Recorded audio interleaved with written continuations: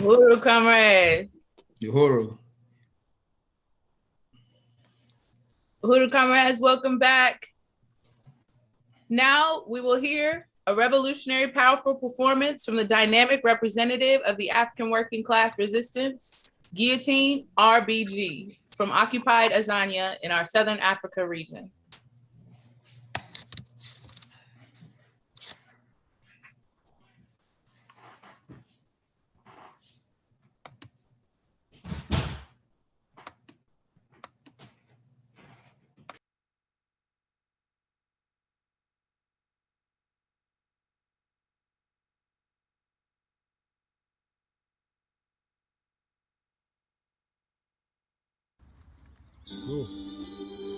Yeah. MC Master the Guillotine RBG.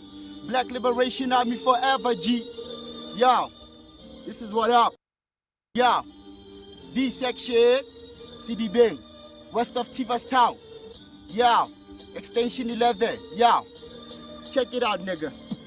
9:30 at night, enter my crib, mom is on her cell phone. On the other line, my auntie, she call her sister to moan. I'm curious, cause my mommy face 10 and furious. I see mama ask herself what pain gotta marry us. Auntie got bad news, uncle took him by police. Out to get his peace, now his life will never live in peace. My stress, grandma don't even know about his boy. Being locked up, nest off of his hope or joy. Kapandu nyaka lo numulimo rebets, yeah, reminisce. About 4 weeks ago, the Pope was coming with the cannabis. Everyone got a choice to decide what they wanna do, and every man gotta do what they gotta do. I swear it's true, so I don't fear for him cause I know the nigga is strong. Action spoke, I put it back reciting a song. Ain't nobody wanna die with hunger as their pain, but I wait patiently for mine. They say I do it in vain. Going on, standing tall in whatever you got going on. A righteous man for 7 times, rise every time, goes to heaven one time. Set free your shackled mind, love and hate are blind, so I choose to be kind. Basic instructions of life. Forget the knife every time you caught in a strife. Tell me again, man. Yeah. In life, you take a step in breath, so I choose to live it up. If you ain't gonna die for what you preach, give it up. Now you know frank talk will leave you dead on the pave, laugh and walk in your grave, cause you died as a slave. Take the shackles off your neck, you live a life for the Bible. With sound and power more likely to be improbable. Get up and get yours and never hold a grudge in you. Hunger will sneak on you if you listen to them judging you. Fear is what you gotta release for the sake of the people, cause that's the same thing that from the frequency cool. What you see from the devil, Jah will give you twice. Never live your life in hell, seek for the heavenly price. Love God, love your people, create your paradise. One for all for one, even if you gamble with them dice. But it's nice when we walk together in the space cage, cause the blocks in prison, we stay in the same page. Going on. Standing strong in whatever you got going. Oh, a righteous man for 7 times, rise every time, goes to heaven one time. Set free your shackled mind, love and hate are blind, so I choose to be kind. Basic instructions of life. Forget the knife every time you caught in a strife.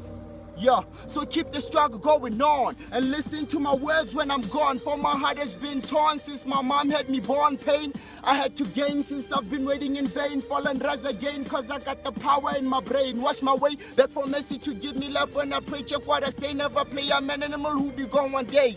I keep it real, never fake a gimmick. When cats mimic, you never feel the concept of overstanding the basic. With Khaliba Pilik, you Tabaja offer and you better face it. You go better, chill at the list, do more, never chase it. School of hard knocks taught me how to build myself a castle. Unity and independence to piece up the puzzle. You gotta build it from the ground up, standing all the rounds up, pounding like them clouds up in the struggle, taking all the punches and we bless whatever we touches and we grip on what we clutch for. We lively up the hustle.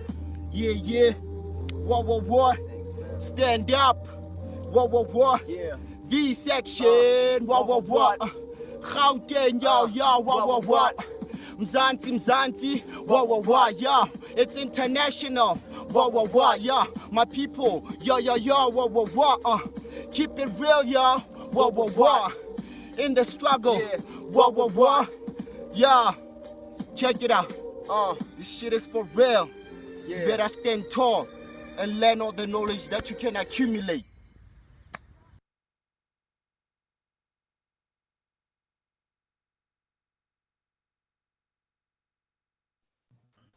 Hey.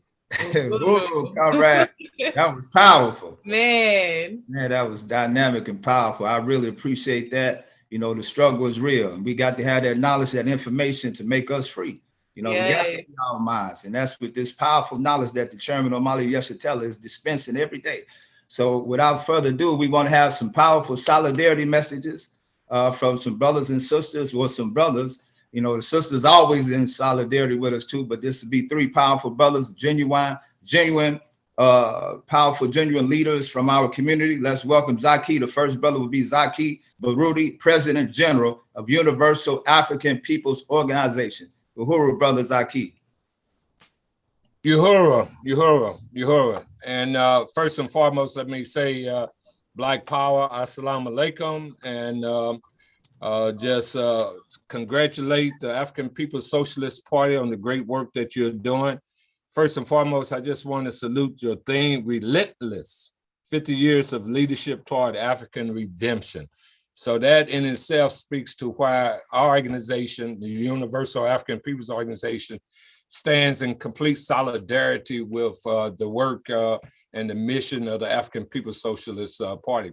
I want to first say that your party has a great leader in the ageless Omali Yeshitela, and we really salute his and your party's analysis of colonialism, capitalism, and imperialism. And as we know, for the sake of humanity, that needs to fall and be replaced with a more just society under the principles of socialism. So our organization, again, stands with the African People's Socialist Party because of its solidarity with our organization. We salute the leadership of Omali Yeshitela in attendance to a number of our national Black political leadership conferences that we have had here in the city of St. Louis.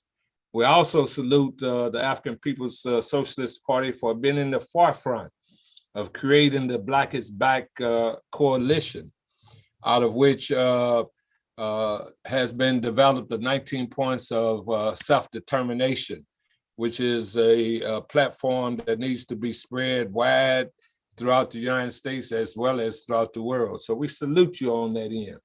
We salute you because of the Black Power blueprint that is being pushed here in St. Louis and throughout the chapters that you have your organization.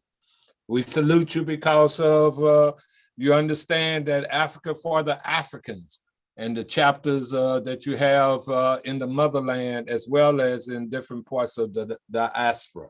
So disappeared. And I didn't know how to get it back, and that was when Alex. Oh, okay. So as well as we salute the leadership for being in support of our concept called proportionate political representation. So we stand shoulder to shoulder with the movement, and by the grace of the Creator and our own work, we will create a United States of Socialist Africa and the diaspora. So power to the people, and stay strong, forward forever, backward never.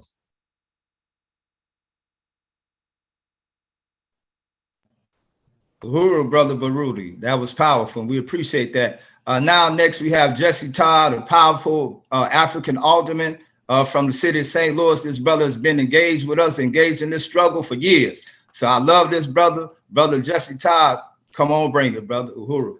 Uhuru.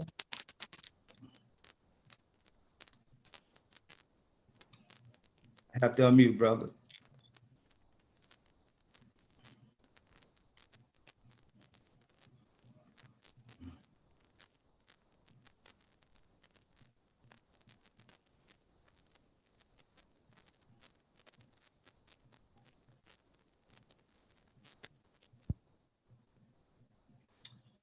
You muted again, brother.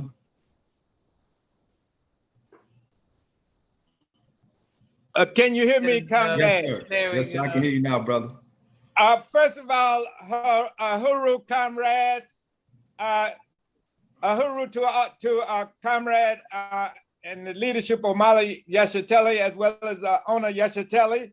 Uhuru to the chairwoman of the Uhuru movement, Columbi, Uhuru to all the members of the great African People's Socialist Party, as well as Uhuru to all of the members of MPDOM, which is a great organization, as well as the African People's Solidarity Committee that support the African peoples, as well as all of the guests who are listening, who are participating, all the sympathizers, because I bring greetings to the African People's Socialist Party, because the only solution to world peace, the only solution to saving the world is to free Africa. And the African People's Socialist Party is the only party on earth that I learned about African internationalism, which is the only solution to end capitalism. Capitalism cannot be reformed, although we can work on. Uh-oh, we accidentally lost you momentarily. Although capitalism, we can work on reforms and we can work on survival type programs on a daily basis because we do have to survive, but capitalism itself can never be reformed. Everything that we do, and that's the beauty of the African People's Socialist Party. It is, I learned, it is only once Africa is free that the whole world will be free. And so the first thing I want to say is, and then I will paraphrase, Malcolm also said the same thing, just paraphrasing him. He said that capitalism is a vulture. It eats, and once it has eaten up everything, once it eats up many countries, it begins to die. And if the more we can fight for independence for Africa and any other countries in the world, the sooner we will end up, the sooner we will have an end to parasitic capitalism. And as I said earlier, I'm in solidarity with the African People's Socialist Party and its leadership and its members and sympathizers, because it has the only solution, and there can be no reform. And again, the only thing we can do is, so it can't be reformed because there's no system of 700 years of political oppression, economic exploitation, and social degradation of African people can be good for us as African people. And so, again, the only way we can free ourselves and to free Africa is through African internationalism, again, under the leadership of the African working class. It is the only class, my experience tells me, because I've been part of every class. I was born a peasant on a plantation in Mississippi. And we were, our family was so poor that the poor people in the Delta felt sorry for us. So I know about being poor. And I came to St. Louis again. I know about segregation because when I got there, I hadn't never seen a book before. And they put me in tested me and put me in special education. And then I tested out, and then they put me in prison. And then I left home at 15 and went to prison. But then I got out and got a GED and went on to college and got a BA and then a master's degree and taught for 20 some years, as well as been in movement. And then the Democratic Party, had the experience of being part of the Democratic Party. And I know that's not a solution. So, and as well as a school teacher for more, as a career, I know that the bourgeoisies in the school system are not the solution. Also, and I'm currently an alder person, and I know a bourgeois alderman, and I know that's not the solution, because I've been around, again, every class of person that you can name, and I know these are not solutions. The only solution is the theory and the practice that the African People's Socialist Party pushed right here in St. Louis. For example, the dual and contending powers on all levels, the dual and contending powers of the marketplace that we have right here in St. Louis, Uzi that I'm wearing one of these Uzi shirts, that we have great people, economic and political independence, as well as dual and contending power with a political party against the contending against the main party right now is the Democratic Party and any other party, but the only real party that can free us, whether it be in St. Louis and any other city or state in Africa, is the African People's Party under the leadership of the working class. And so, so again, as I said, the reforms that the African People's Socialist Party ran in St. Louis was some of the had great content, and sometimes it's all we always we in it to win it, but at the same time we win so many things when we educate the masses, as the African People's Socialist Party did right here in St. Louis. And this city will never be the same because of the content and how those elections were run. So I encourage all the comrades and all the listeners, whenever you, it's what we're trying to win, which is a socialist revolution. The priority is not always to win an election, even though that is good too, because there are benefits. But the number one priority, regardless as to what the African People's Socialist Party does, the number one thing is that we're going to have to bring make African internationalism manifest, and that's how we're going to win freedom, not through elections, not through reform, not through anything except taking total control of all the places and spaces that we occupy, whether it be with, I don't care what institutions exist, we must have dual and contending powers, and our ideas as revolutionists, socialists, and revolutionaries must be there so that people will have a viable alternative. Because I know in St. Louis, some people think that the only viable alternative to all our problems is the Democratic Party, which couldn't be any further from wrong, because the Democratic Party is throughout the urban areas is the problem. Because in all cities that I know of, the Democratic Party has control, but look at the conditions that we are under. And so we have to remove the Democratic Party and eventually take over and have dual and contending parties. In that institution, we must have dual and contending parties with in the business, and when we open up businesses like we're doing now, where we have collective ownership and not individual ownership, because Black faces in high places will only have power concentrated in, my experience has shown me in politics, if you concentrate a lot of power in the petty bourgeois business person's hands, they're gonna have both political and economic power, and they're gonna starve us to death. So, and throughout the world, whether it be Papa Doc in Haiti who did it, whether it be Mobutu who was in Zaire, which was did it, they certainly were more African than many of us who are here in America. So, but regardless as to how much African you are, if you don't have African internationalism under the socialist system, we're gonna still have problems. So the whole thing, in summary, the thing that I'm giving a shout out, I'm giving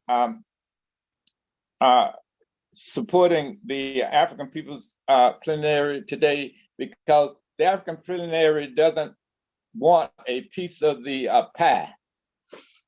What the African People's Socialist Party want to do is to change the recipe, and we don't want to be in the mainstream. The main piece of the action, the mainstream is polluted because it exploits, oppresses, and degrades African people. And so, in summary, thank you so much for inviting me again.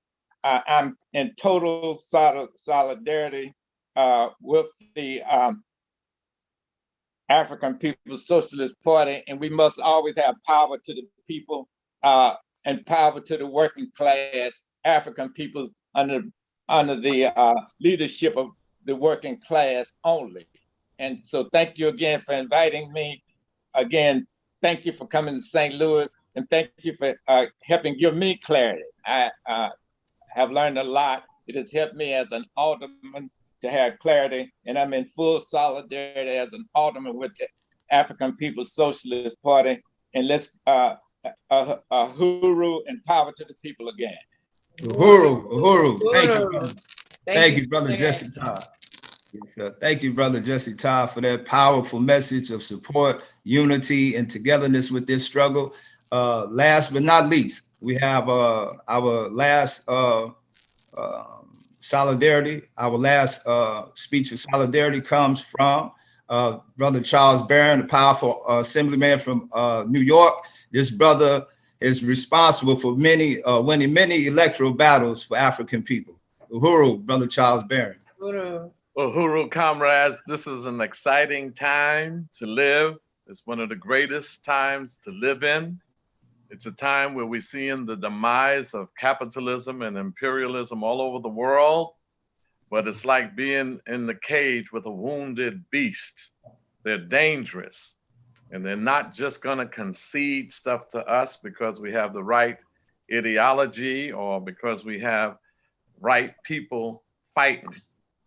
They're gonna lose, but when they go down, what will we build up? So that's why I want to congratulate the African People's Socialist Party and your leadership and the ideology of African internationalism.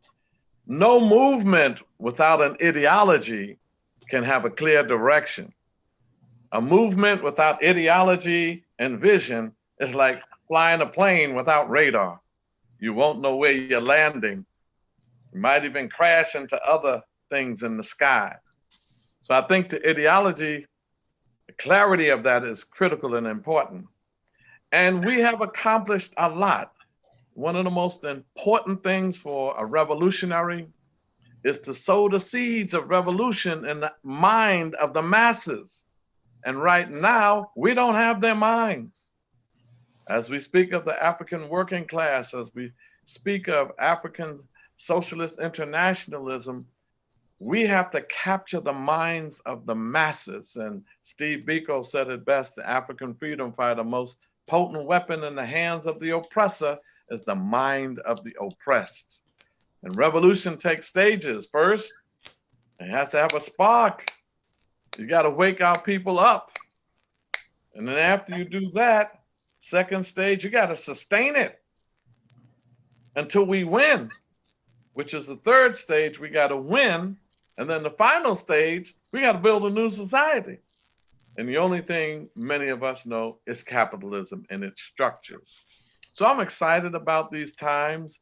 Your accomplishments are incredible. New York City and Operation Power, whom I'm representing today, was so honored to have the chairman, Omali Yeshiteli, come and rock New York City. And Sister Ona Zane Yeshiteli was equally as awesome when she made her presentation. We're still talking about it in New York.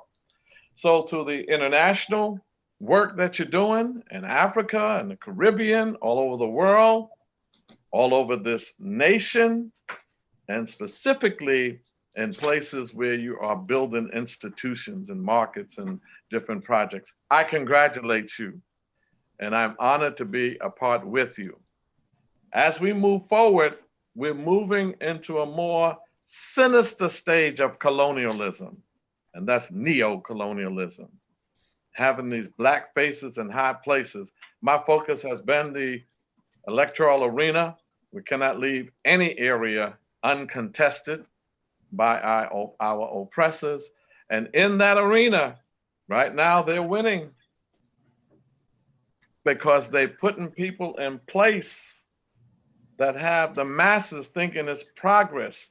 I'm sick of the first black syndrome, the first black president, the first black vice president, the first black governor, the first black corporate CEO person, the first black head of the Pentagon, the imperialist Pentagon, the first black. But the masses is awakening because of the work of the African People's Socialist Party. waking up the masses with the ideology that is necessary. So I'm just so honored to be a part of that. We have a mammoth work, but we are winning. Inevitably, we will win, even though they may have the masses. Right now, we are chipping away at that every day, and we will have revolution in our time. And I believe it's coming. I could feel it, I could see it, I could taste it, and the masses are appreciating us more and more. They're no longer afraid to say socialism. They're no longer afraid to say revolution. It's being widely accepted. So we have to get the minds of the masses of our people to put forth our agenda. And I just appreciate y'all keeping revolution alive. You know, a lot of people thought it was dead and gone in the 60s, but it's alive and well here in the 21st century due to the work of the African People's Socialist Party and all of you who have done such great work. Uhuru, straight ahead. We will win. We are winning. And I'll be there to celebrate the victory with you wherever you deem it to be.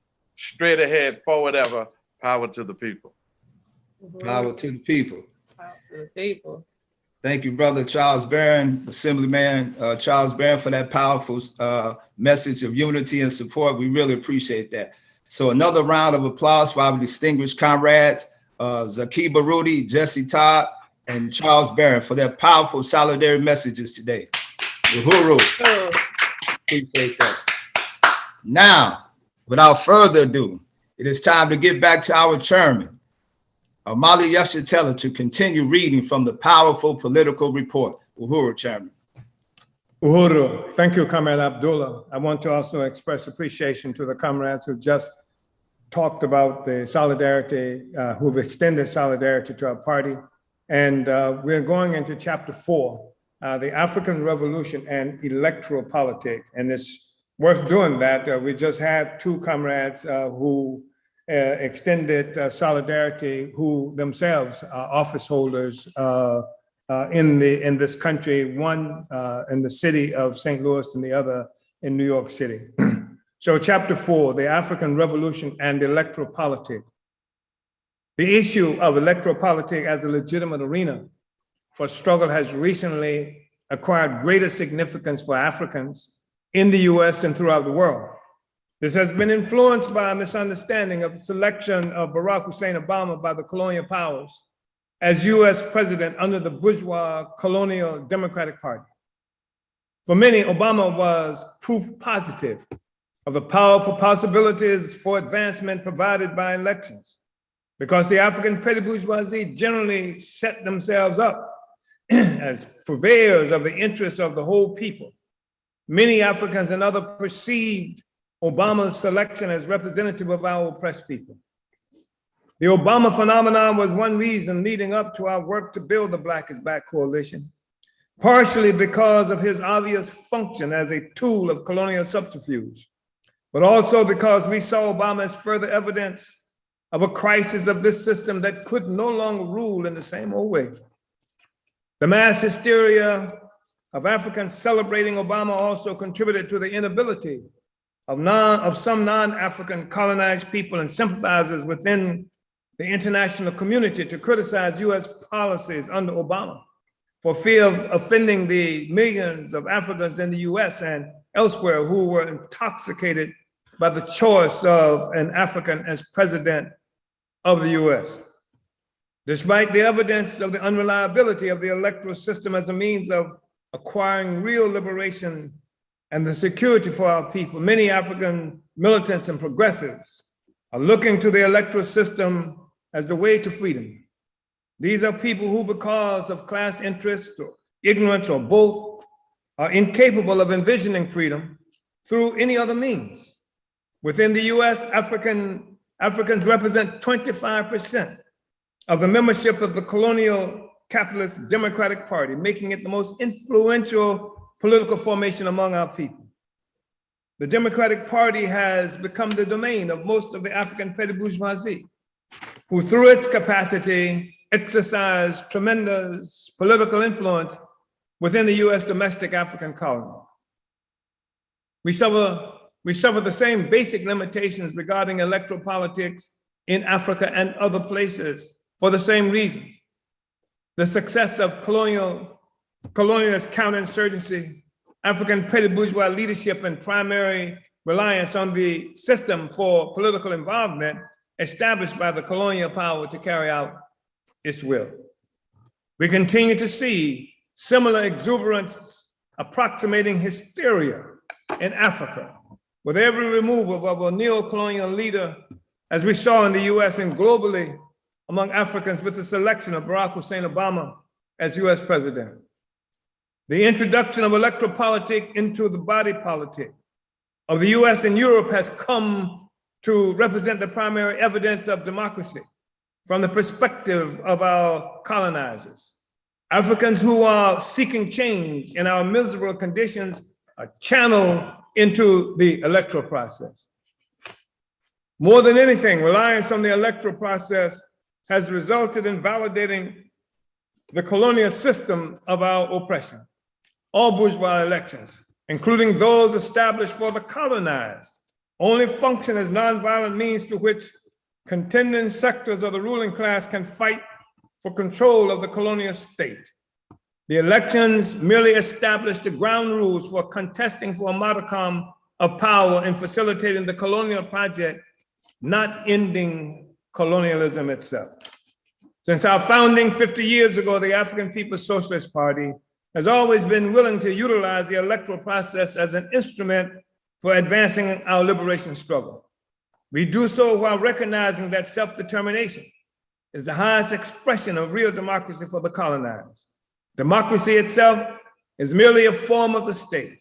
The presence of the state is testimony to the existence of class and national exploitation and oppression. We've always utilized the electoral process because we refuse to abandon any arena of struggle where the possibility for contesting against colonialism is available. We refuse to allow African petty bourgeois monopoly of this political space that provides them with an appearance of unopposed neo-colonialist opportunist leadership of our people. In 2009, our party initiated the founding of the Black is Back Coalition as one means of uniting the fragmented struggle for Black freedom on an anti-colonialist foundation, most articulated as self-determination. For more than a decade, we struggled within the coalition to win anti-colonialism as a basic principle of unity, to the point that today few, if any, within the coalition would openly argue a different point. Additionally, it was the African People's Socialist Party that initiated the US electoral political school 6 years ago. This helps us to popularize the anti-colonial fight to deny petty bourgeois neo-colonialist monopoly of the electoral space that has been so conveniently utilized by colonizers as a primary means of employing indirect neo-colonial authority in our colonized communities.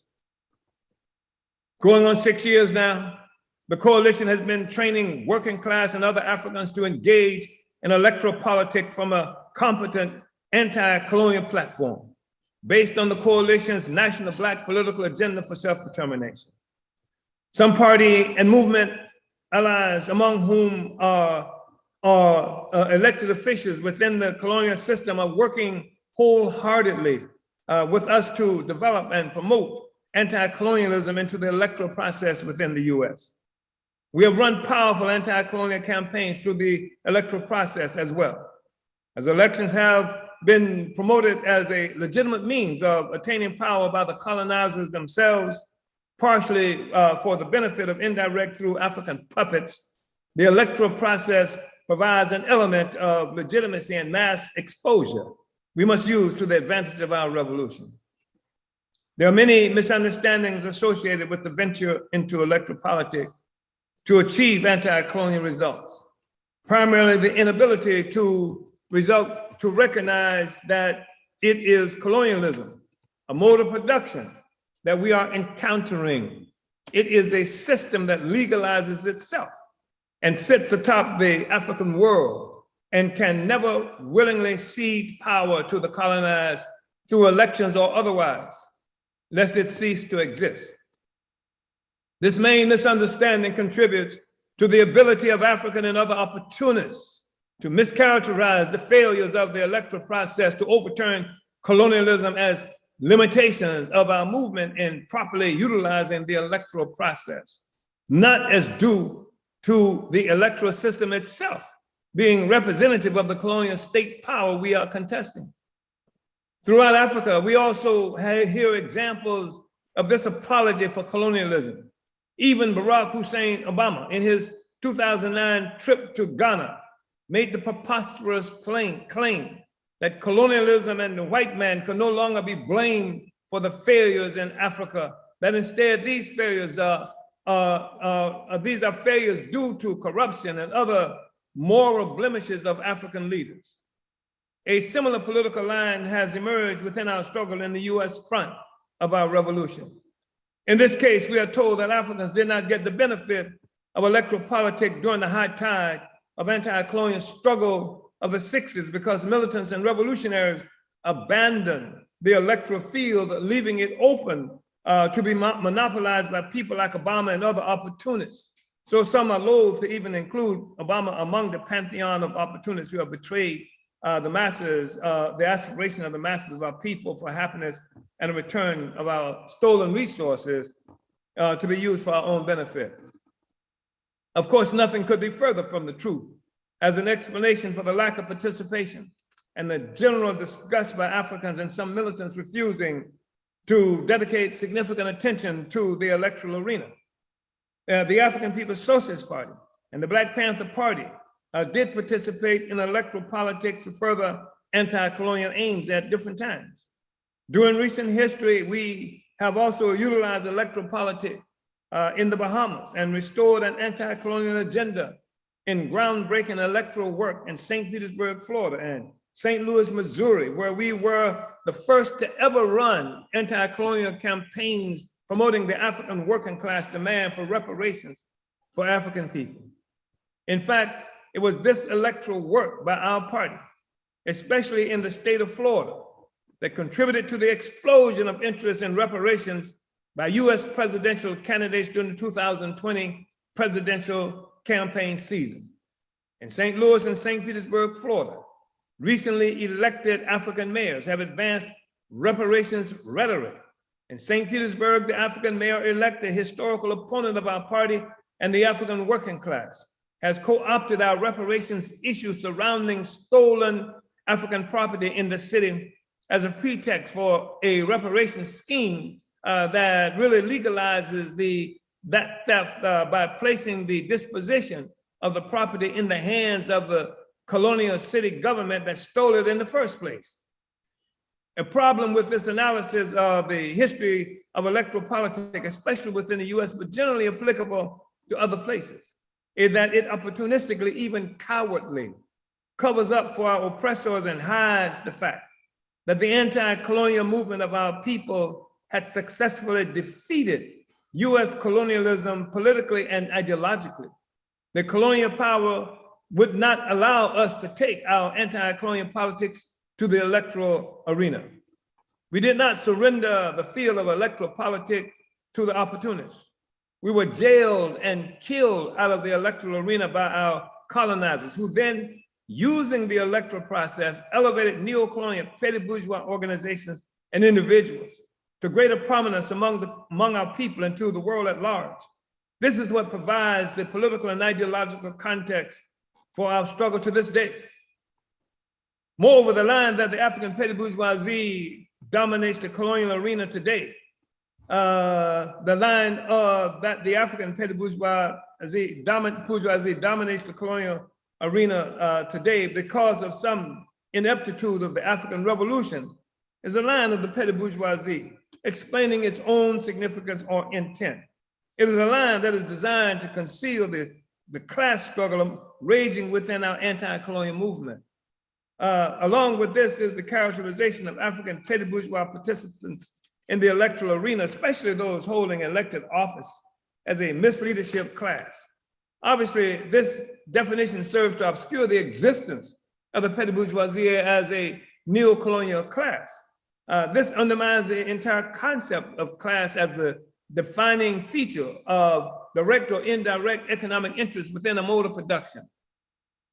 The claim that our movement suffers in the arena of bourgeois colonial electropolitics because revolutionaries fail to recognize its significance is an arena for, anti-colonial struggle is an opportunist neo-colonial line that covers or obscures the role of colonial terror against our revolution that elevated a sector of the African petty bourgeoisie to political and economic prominence.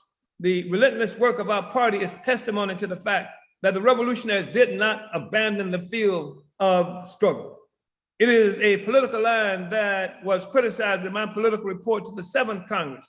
In this report, titled Vanguard, the Advanced Detachment of the African Revolution, we spoke of the US war made against our revolution and its effect in pushing some so-called revolutionaries into political compliance with colonialism. It is this colonial compliance that is represented by the political line, that our movement simply conceded a field of struggle to our oppressors.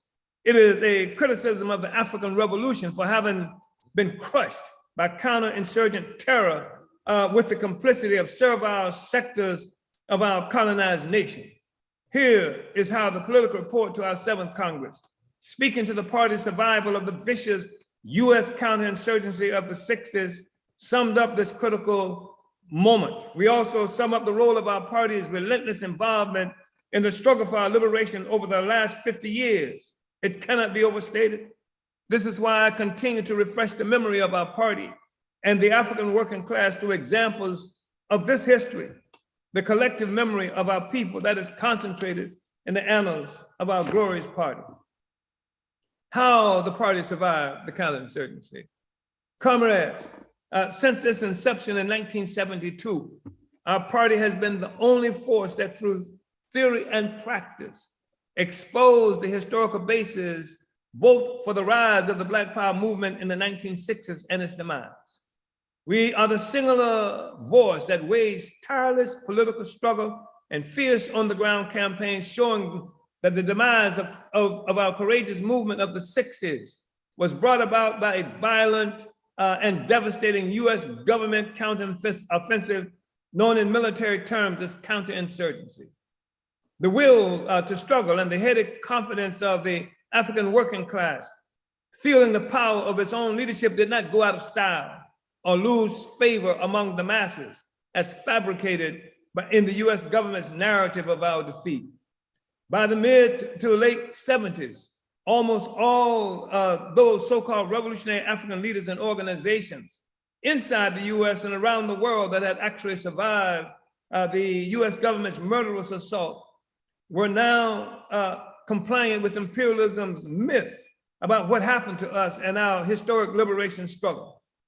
Contrary to the ruling class lies, the African working class did not suddenly develop a preference for heroin or crack cocaine, poverty, homelessness, police murder, and years in prison over self-determination and political power.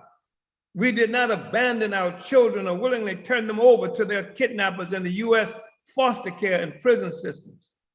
We did not gladly give up our power and leadership to the African petty bourgeoisie, the neo-colonial class.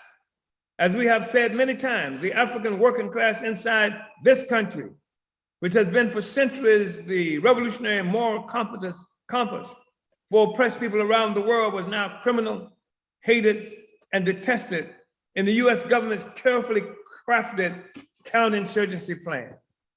After more than a decade of concerted struggle, hard fought for rights were rapidly taken away, and the conditions of the African working class were soon worse than they had been before we rose up.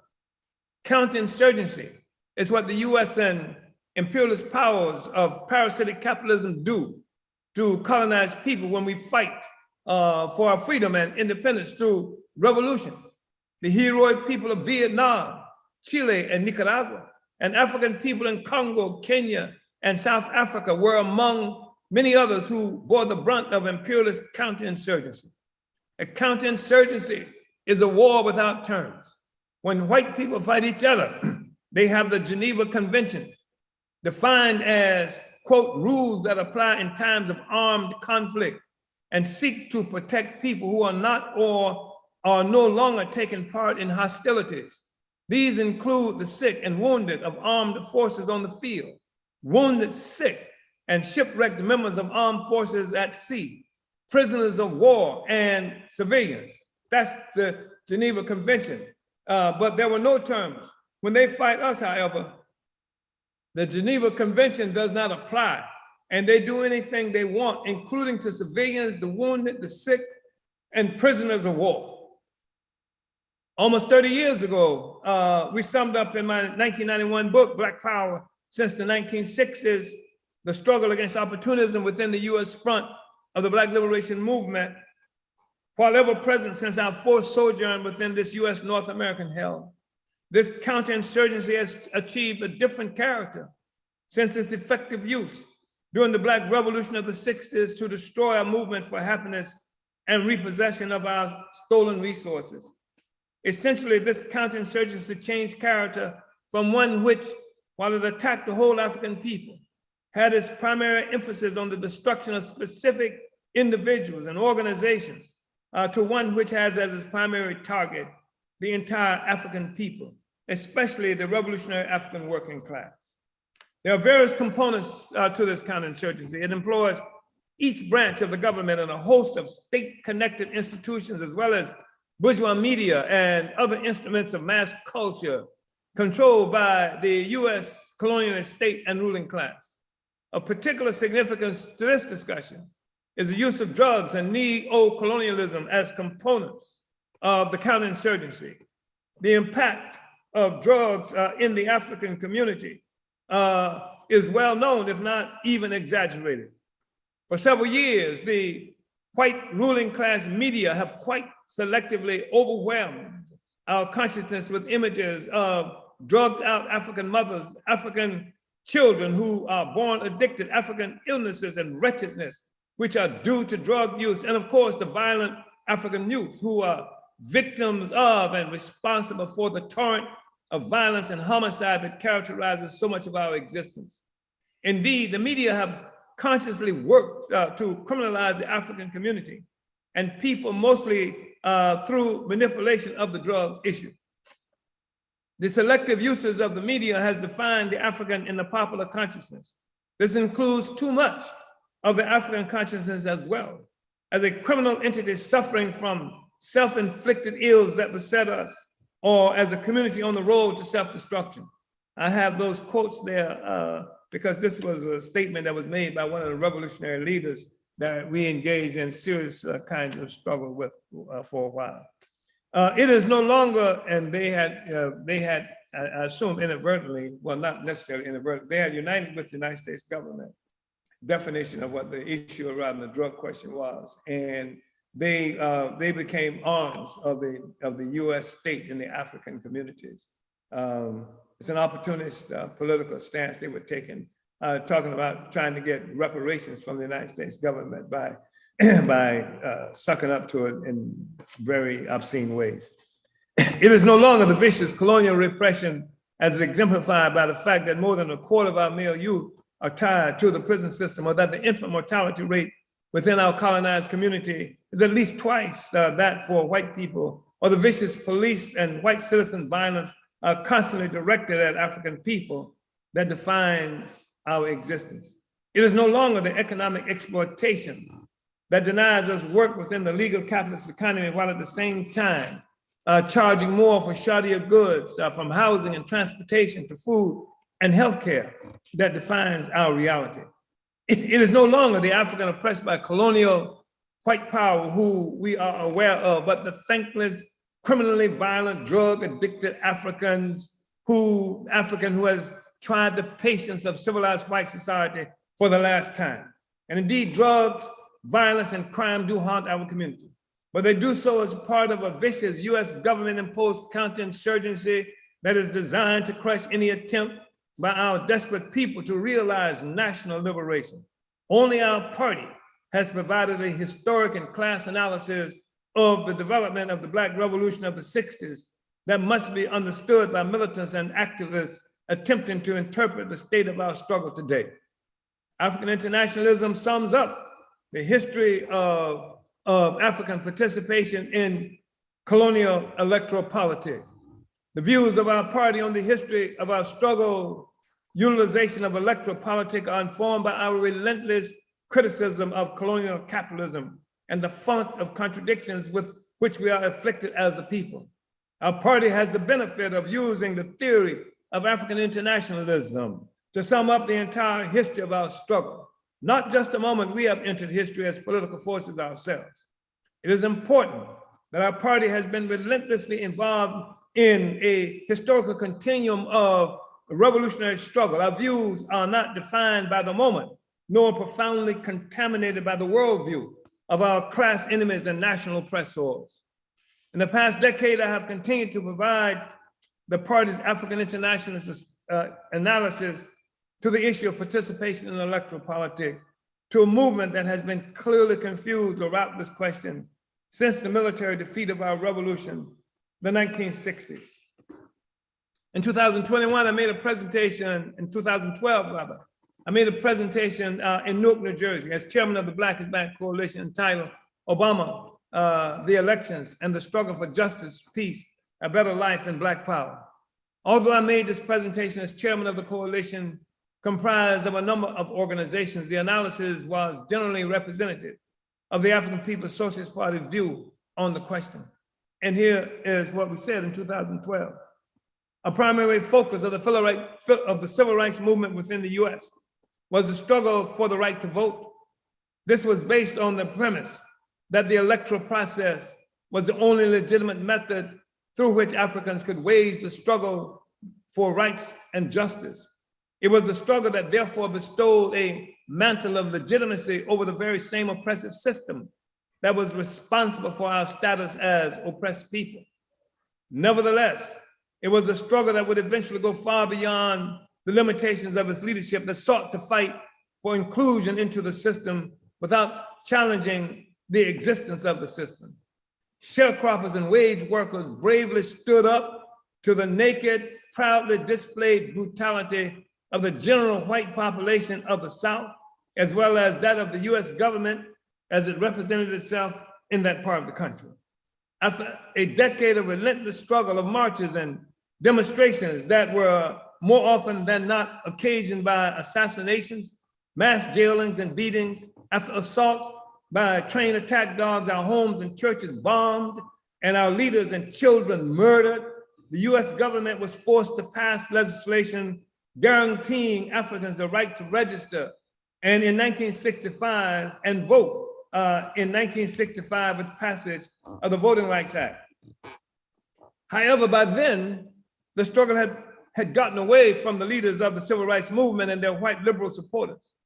By then, the Mississippi Freedom Summer of 1964 had successfully exposed the hypocrisy of the US electoral process and the Democratic Party to the world, promised by an assortment of liberals that Africans from Mississippi who were denied the right to register and vote in Mississippi would be able to represent the Mississippi Democratic Party at the National Convention in Atlantic City, New Jersey. Lyndon Baines Johnson, the US president and great liberal statesman of the period, decided to seat the white Mississippi Democratic Party lynch mob while offering the Africans who had risked life and limb to register and attend the National Convention 2 non-voting seats.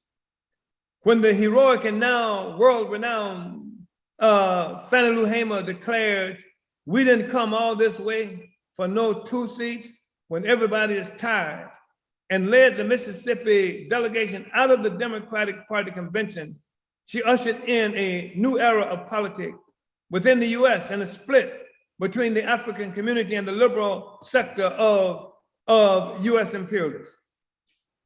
Betrayed by the Democratic Party of the day, just as we had been betrayed by the Republicans and Democratic parties of the past.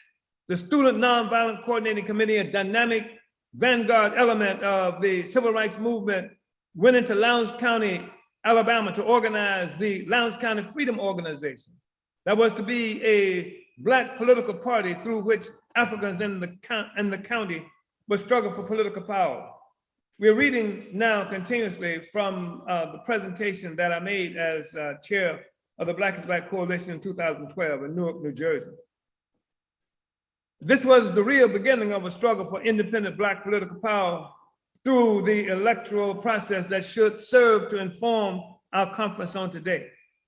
The symbol chosen for the Black political party was the now iconic Black Panther. And indeed, the ruling class media began to refer to the Lowndes County Freedom Organization as the Black Panther Party. This historical trajectory was fueled in 1966 by the mass demand for Black power heralding from SNCC leadership in Mississippi and gripping the imagination of Africans and others worldwide. This was going far beyond the demands of the civil rights leaders who were simply attempting to integrate into the capitalist system and who understood elections to be the appropriate vehicle for achieving that goal.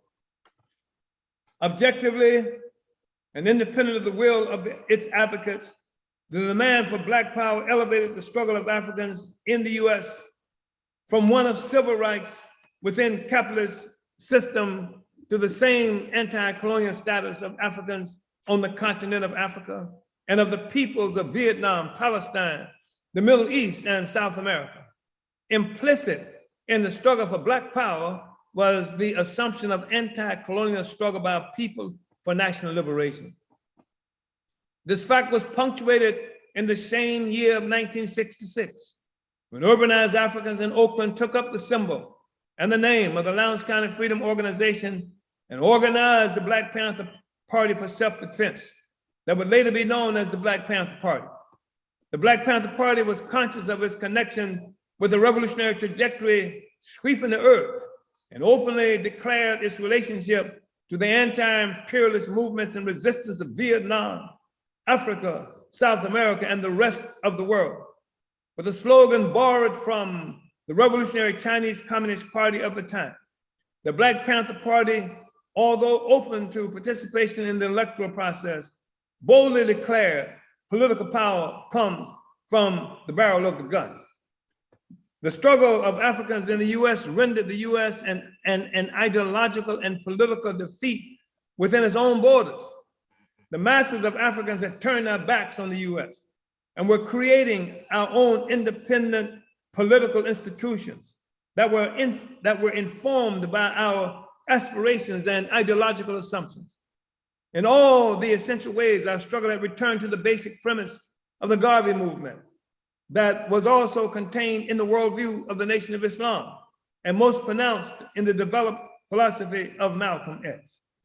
From the freedom schools of the Southern Civil Rights Movement to the free breakfast for school children and sickle cell anemia testing programs of the Black Panther Party and a myriad of other independent efforts, Africans were breaking free of the political and ideological influence of the US capitalist system.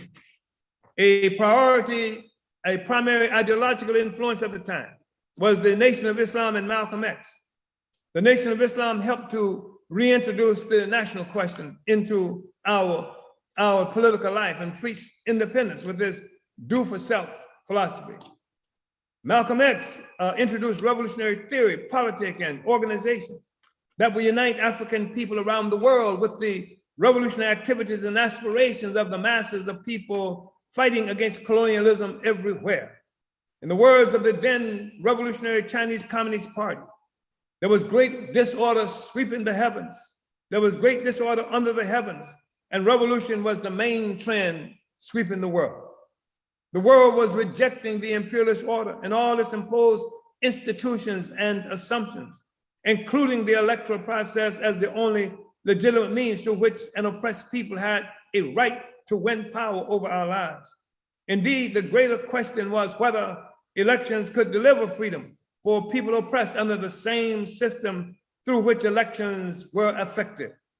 It was its loss of ideological and political authority and hegemony that resulted in the US military assault on our independent anti-imperialist Black Power movement and the worldwide revolutionary project. The US government began a wholesale campaign of murder, terror, and mass arrest and assassination and assassinated leaders, destroyed our organizations, and dispersed our members, some of whom were chased into permanent exile. Our independent revolutionary news organizations were undermined and destroyed, and our communities beset by an inundation of drugs, first heroin and later deadly, devastating derivative of cocaine. In 1969, the last symbolic nail was hammered into the coffin of our revolution with the assassination of Fred Hampton, the Black Panther Party leader in Chicago, Illinois. This presentation to the 2012 Newark Black is Back conference referenced the 8,000 person strong last major fling at electropolitics by African militants in Gary, Indiana in 1972. But after acknowledging its eloquence and historical significance, I also had this to say. And I want to point out that for at least a part of this presentation, this conference in Newark, Emiri Baraka, who is spoken of here as a one of the co-hosts of the 1972 Gary Convention, was in the audience when this presentation was made in 2012. And so although this is, after I mentioned the 1972 Black Conference, 1972 convention in Gary, Indiana, I also had this to say. Although there were to be a number of Africans elected to political office subsequent to the Gary Convention, the reality is that its significance was severely undermined by the military defeat of our revolution of the 60s. Malcolm X and Martin Luther King were dead. So were Fred Hampton and more than 30 members of the Black Panther Party. Mass arrests of African patriots in the US had been successfully implemented under the infamous COINTEL program of the FBI. More than 300 of them are Black Panther Party members in 1968 alone. Patrice Lumumba had been assassinated by US, Belgium, and French agents in Congo, and Kwame Nkrumah had been overthrown by the US in Ghana. In Bolivia, Che Guevara, wounded and captured by CIA operatives, was brutally murdered. The Gary Convention offered a magnificent demonstration of the aspirations of our people for independent, radical political participation in the US political arena, but it was a convention that, extraordinary as it was, had already been made impotent by the destruction of the revolutionary organizations and social movement that energized it and in whose wake it occurred. Some challenge this description of a convention that occurred in the wake of a revolutionary anti-colonial movement. They remind us that the first post-OAU designated African Liberation Day mobilization in the world happened in 1972. But this misses the point. I was a part of the National Coordinating Committee to build African Liberation Day. ALD was not a function of the revolution, and it wasn't initiated by a revolutionary organization. At best, there were some remnants of revolutionary organizations that participated in the coordinating committee, but the revolution itself had been effectively neutralized. Party refuses to leave electoral arena open to the African petty bourgeoisie. The objective of our party has always been to engage and struggle against colonial capitalism from every possible vantage point and based on the immediate strategic advantages to be won by our revolution at any given time. We still continue to utilize the electoral process, fighting to become ever more competent in this arena. In so doing, we not only wage struggle against the colonial capitalists proper, but we also engaged in political struggle against the African petty bourgeoisie, through whom the electoral process most consistently promotes and exercises indirect or neo-colonial rule. Universal suffrage made the electoral process available to Africans throughout the world during the same general time, called decolonization and independence in Africa. In the US, it was characterized as civil and voting rights. In Africa and the US, this introduction to the colonizer electoral process was forced by the struggles being made by African people for liberation on our own terms, independent of the colonizers' system that had been politically and ideologically defeated in most places. More than anything else, it was the Kenyan Land and Freedom Army, or Mau Mau, that pushed England to open the doors to flag independence in other sectors of its African colony. Similarly, Belgium unsuccessfully attempted to avoid a genuine anti-colonial conclusion in Congo with elections there.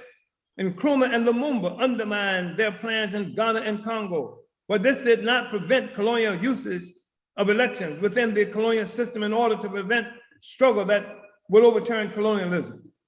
Within the US, revolutionary struggle was also running rampant. I have summed this up in other occasions where I went into some details on how the civil rights movement was a product of the liberal sectors of the African petty bourgeoisie and colonial ruling class attempting to address the politics, the political and economic interests of each within limits that protected the colonial capitalist system from revolution. Within the US, the Civil Rights Bill was passed in 1964, and universal suffrage was allowed with the Voting Rights Act of 1965. But the timing of this is informative. In 1965, Malcolm X was assassinated. In 1968, Dr. Martin Luther King Jr. and Bobby Hutton of the Black Panther Party were assassinated. In 1969, Fred Hampton and a comrade were assassinated in Chicago. Similar reactionary and terroristic acts of the colonial state were being advanced everywhere. And in every instance, the intent was to take politics out of the hands of the masses of the colonized in the bush and streets, and to place it in the hands of compliant neo-colonialists, most of whom were actually opposed to the revolution as it unfolded. After saying this, some may find it difficult to understand why our party would continue to engage in colonial electoral politics. As I have often said, we refuse to leave any arena of struggle uncontested. We refuse to allow this electoral arena a main instrument for selecting neo-colonial leaders to be monopolized by opportunists in the African petty bourgeoisie. As we have said over and over again, the electoral process represents an arena for non-violent struggle between contending sectors of the colonial ruling class for control of the colonial state. It was not created for participation by the colonized, which is one of the reasons that initially even African liberals and reformers were violently denied entry. The coincidence of universal suffrage and US suppression of our anti-colonial struggle functioned to determine that revolutionary anti-colonial politics would not be a factor in the political life of Africans and the US population at large. Our party has changed that. At the same time, the 1972 Gary Convention and African Liberation Day were unfolding, so was the founding of the African People's Socialist Party with a mission to complete the Black Revolution of the 60s. Our party has been responsible for placing revolutionary anti-colonial politics on the electoral political agenda within the US. Within our party, the politics of Malcolm, Hampton, Lumumba, Nkrumah, and Sobukwe from South Africa coexist with the politics of Che Guevara and others who were silenced by the military defeat of our revolution of the 60s. We do engage in electoral politics when it is to our advantage, and we are capable of effectively doing so. The electoral process created for the colonizers offers us a limited, though increasingly uncertain opportunity to take the revolutionary anti-colonial politic of our struggle into the political domain beyond the still recovering capacity of our revolution on its own. Not only do we engage in electoral politics, we are becoming increasingly competent in doing so and enhancing the crisis of the system by our participation. Not only are ruling class politicians now talking about reparations due to our political involvement, but the masses of African working class people motivated by our presence are also taking on this question and anti-colonial demands for African community control of police, education, housing, etc.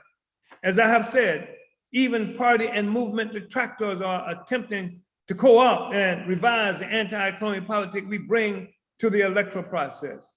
In other words, the efforts to silence the revolutionary demands of our movement to destroy colonialism is channeling our political activity into the electoral process are failing because of the party. Let me say this again. In other words, the efforts to silence the revolutionary demands of our movement to destroy colonialism by channeling our political activity into the electoral process are failing because of the party. The electoral process is a tool in our liberation arsenal. As I wrote in 2017 for the party plenary leading into the powerful electoral campaigns in St. Petersburg, Florida, that ran Uhuru movement candidates for city council and mayor on platforms of reparations to African people. Quote, revolutionary armed struggle against colonialism and capitalism is the only thing that has ever brought in a real semblance of liberation to oppressed peoples anywhere on earth. And there will be no exception for Africans. There is no correct religion, culture, or secret documents hidden from our access that once discovered can free us. Africans will have to assume full responsibility for our liberation by recognizing that revolution is the only solution, and that we are going to have to pursue revolution through the purifying, cleansing, exuberant process of organized, politically informed, unrelenting revolutionary violence. That is not to say that we will not use other forms of struggle in the process of achieving liberation. We will. We will not desert the electoral path altogether. Whenever possible and necessary, we will take advantage of the democratic space available to our revolution. This is earned space. Everywhere it exists, it was not given to us. It was a result of bloody, life-threatening anti-colonial mass mobilizations from Kenya to Ghana, from Congo to South Africa, all the way to Mississippi, USA. The bourgeois electoral process was created as an institution for nonviolent struggle between contending sectors of the ruling class for control of the state to their profit-making advantage. Nothing more. It is not designed to overthrow the system. It is one of the methods to protect the system by providing the means for competing capitalists to fight it out without threatening the stability or existence of the system itself. Because it was established to address the interests of the ruling class, organized independent revolutionary workers can access the electoral process and make use of this legitimate expression of political activity to take our program before masses of our people, normally beyond our reach. It also denies the African neo-colonial petty bourgeois forces a monopoly in this generally sanitized political arena. We should use this electoral institution when possible and tactically appropriate, not as a revolutionary solution, but as a platform to achieve a revolutionary solution. Our party has done this in the past, and we should prepare to do it again. Now we must add the electoral process to our arsenal of weapons to forward the revolution. We must become experts at using the electoral process to advance our revolutionary objectives. Our revolution must concern itself with the capture of quantifiable, ideological, political, and organizational territory. This is something that even the most politically unsophisticated street organizations or gang understand better than most revolutionary pretenders. We must control turf, deciding who can penetrate our perimeter, what they can do, and when and how they may do it. The electoral process can provide us with one of the assortments of methods we use to claim turf. It can also allow us to capture the loyalty and political participation from a sector of the colonized African community, for whom electoral politics has been the entry into political life and who has been denied other forms of political struggle for more than 2 generations. The electoral process can also provide us the vehicle for allowing those Africans for whom it is necessary the ability to learn from experience that the colonial capitalist ruling class is unwilling to peacefully relinquish power to the oppressed.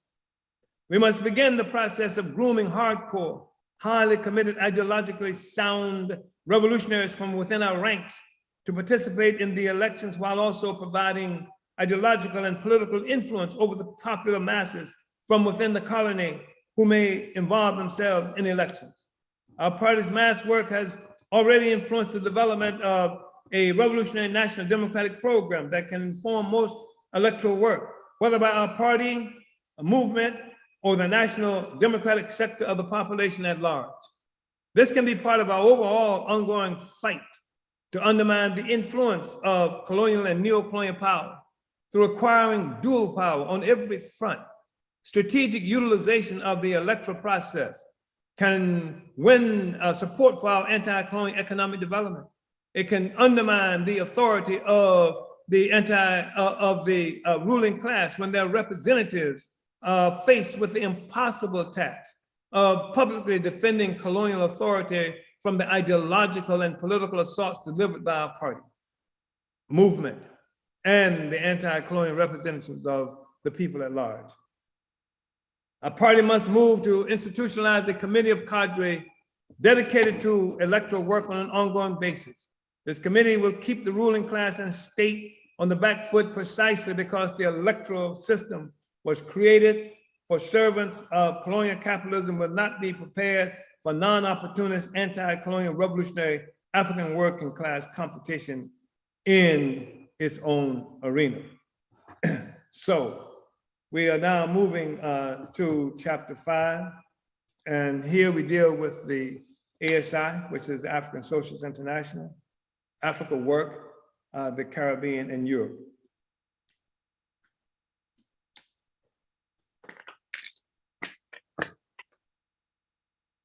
The global presence of the African People's Socialist Party is not static. We have seen ebbs and flows in membership and in the geographical spaces we occupy, but our growth is permanent. Our organization is at work and at different times with different capacities. We are in the Bahamas, Bermuda, Jamaica, Trinidad, and Guadeloupe, etc. Our presence is ubiquitous and expanding within the US. And in Europe, we are in France and England, with a residual presence in Germany, Belgium, and Sweden, among other places. We are most excited by the growth of our presence and influence in Africa. That includes Tanzania or South Africa, Swaziland, Uganda, Nigeria, Chad, Mali, Ghana, Sierra Leone, and other places constantly coming under our purview. We have also had organizers in Egypt, Papua New Guinea, and Australia at different times. Through utilization of the party's regional strategic approach, the party is busy building throughout the world with a greater appreciation of organizational objectives in every region. Recruitment as the most important general campaign of the party is fast becoming characteristic of party work globally. This means that everywhere in the world, our party utilizing our standard party agenda is constantly, permanently engaged in winning new members to our party, either directly or through our mass organizations. We are consistently engaged in building party organizations, either directly as the party or indirectly as one or more of the party's mass organizations. The manifesto to the African Socialist International, ASI, laid the foundation for the present party work throughout the world. Written in April 2000 for a conference to build the African Socialist International held in London, the manifesto spoke unambiguously to our worldview that this plenary is galvanizing our party to implement concretely wherever we are. Here's an excerpt. The manifesto of the African Socialist International in 2020. African people throughout the world are rising up. We have entered into the new millennium in motion, struggling to overturn the 500-year legacy of oppression and exploitation, which we have been subjected by a parasitic social system born at our expense. We are fighting to reclaim our destiny as a single people whose forced dispersal in a world defined by artificial borders has served to undermine our common identity and dilute our collective strength. We are everywhere. We're in Chicago, Illinois, in Florida, Texas, California, and New York, and throughout the United States and North America, as well as Toronto and Montreal in Canada. We're in Brasilia in Brazil, Caracas in Venezuela, Bluefields in Nicaragua, and Central and South America. We're in Trinidad, Haiti, Jamaica, Guadeloupe, Martinique, Dominica, the Bahamas, Cuba, Puerto Rico, the Dominican Republic, Barbados, and all the islands of the Caribbean. We are in London, Birmingham, Manchester, Liverpool, and Nottingham in England. We are in Paris, Lille, Lyon, Marseille, and Nice in France. We are in Brussels, Belgium, Amsterdam, Holland, Berlin, Germany, Rome, Italy, as well as Spain, Portugal, Russia, Turkey, and all of Eastern Europe. We reside in the hundreds of millions in our ancient motherland, which was the birthplace of humankind more than 150,000 years ago, and which served as the cradle of human civilization more than 10,000 years ago. The life and historical experience of our people over the last 500 years constitute the primary force that has given shape to the modern world. It is a world where the vast majority of the people on the planet Earth are living in starvation, misery, disease, ignorance, and terror. At the same time, Europe and North America control the world's wealth at gunpoint and rest upon the prostrate, bloody, and abscessed backs of the workers and peasants of Africa, Asia, and Latin America. The world capitalist economy began with Europe's assault on our Africa and the kidnapping, captivity, colonial enslavement, and dispersal of African people throughout what is now known as the Americas. This barbaric assault upon African people depopulated our motherland of hundreds of millions of human beings. It destroyed our ancient civilization, and it unleashed a European wave of mass murder that killed hundreds of millions of human beings through slave-raiding wars. It left a trail of human carnage over the Middle Passage of the Atlantic Ocean and condemned the captive African people of the Americas to death through torture, miserable toil, and cultural annihilation. This initial assault upon Africa, along with the genocidal extermination of the indigenous peoples of the Americas and the looting of Asia and the Middle East, has lifted Europe out of millennia of disease, poverty, fratricidal warfare, and mass murder. Europe's militarism and aggression was a part of a culture whose economic base was built upon warfare and conquest between competing European tribes and kingdoms. Before this, there was no concept of Europe or white people as a monolithic group. Europe's nation states and continental unity were forged through its assault upon the world's peoples. This unity was consolidated through the conquest, invasion, and enslavement of the peoples of Asia and the carving up of the African continent by European colonial powers in the 19th century. Today, 1 billion African people throughout the world are engaged in a desperate struggle for survival within the world whose economic foundations were built through the theft of our labor and resources. African people comprise half the world's population that live on less than $2 a day. We are subjected to genocidal biological warfare through the use of AIDS, Ebola, and other often curable diseases, some of which have been manufactured for our destruction. Today, our motherland is undergoing a frenzy of rape and looting more intense and insidious than slavery. This takes the form of trade and so-called debt, which brings development to Europe, North America, and increasingly Japan, while it commits mass murder against our people throughout the artificial famine and the transformation of our homeland into an economic wasteland. However, we continue to struggle, and we will win. The historical experience of African people throughout the world has forged our people into a revolutionary nation comprised primarily of workers and poor peasants.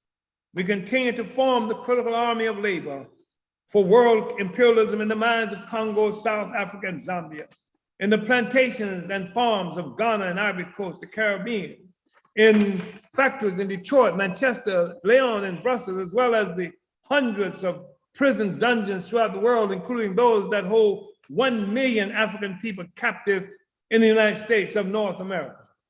Included among this massive force of African workers are the hundreds of millions of unemployed African laborers who constitute a massive reserve of, or labor pool for imperialism. Hunger and starvation are used as weapons of economic warfare aimed at suppressing the value of African labor power. Moreover, this labor force is to work day and night and to migrate from country to country and continent to continent just to eat. The laws that govern nature and the entire universe necessitates life and death and determines the rise of the new and the vanquishing of the old in an infinitely unfolding struggle between opposing forces. In the same way, we know that the resurrection of Africa and African people is inevitable. It cannot be stopped. The liberation of Africa will be brought about through the coming worldwide upheaval of African workers and poor peasants, a sleeping giant poised to seize our freedom, happiness, and wealth from imperialist white power, and to deal it the death blow the world's peoples are awaiting Africa to strike.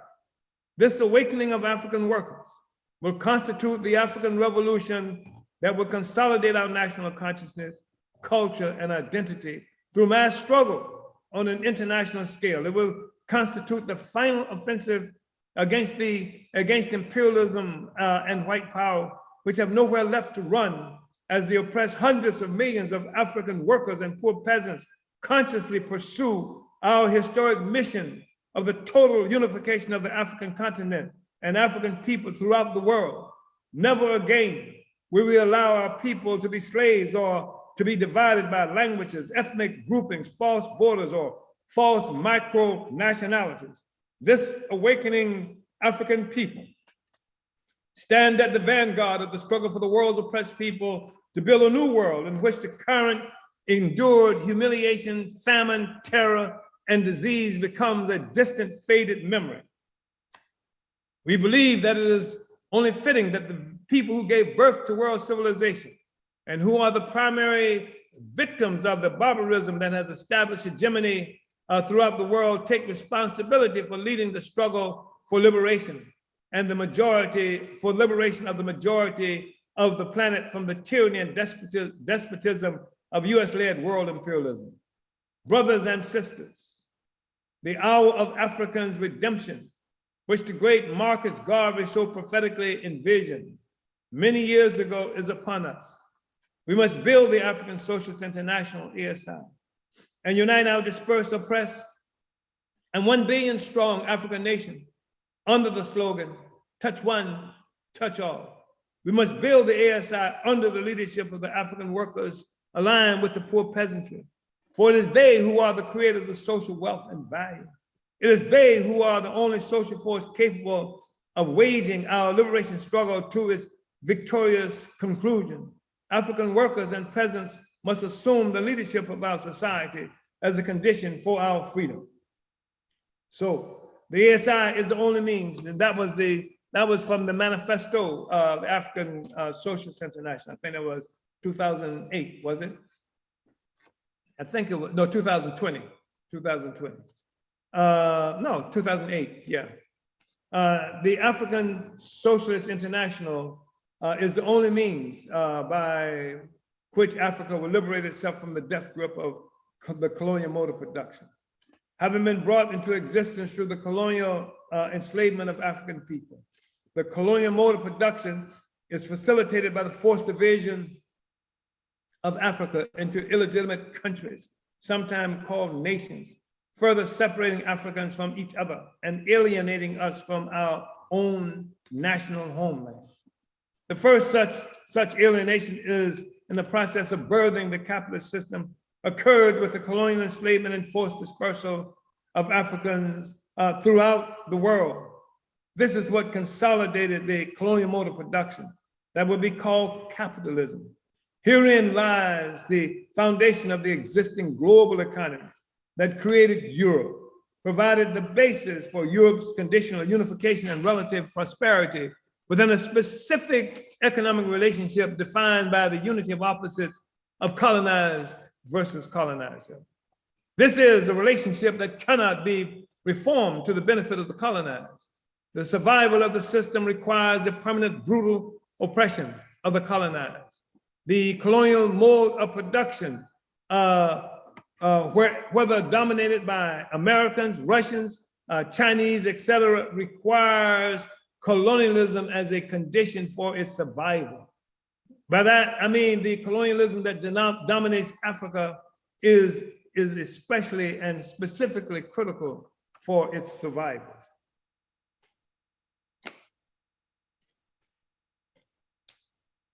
It should be clear then that the African Socialist International is the correct strategic approach to win African liberation.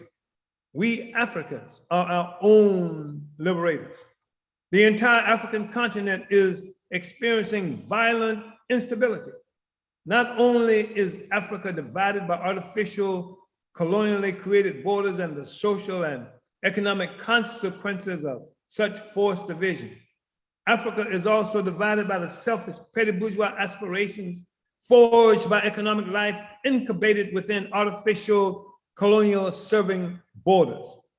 The Africa inherited through European defined independence is an Africa formerly abandoned by European colonizers. That is formerly.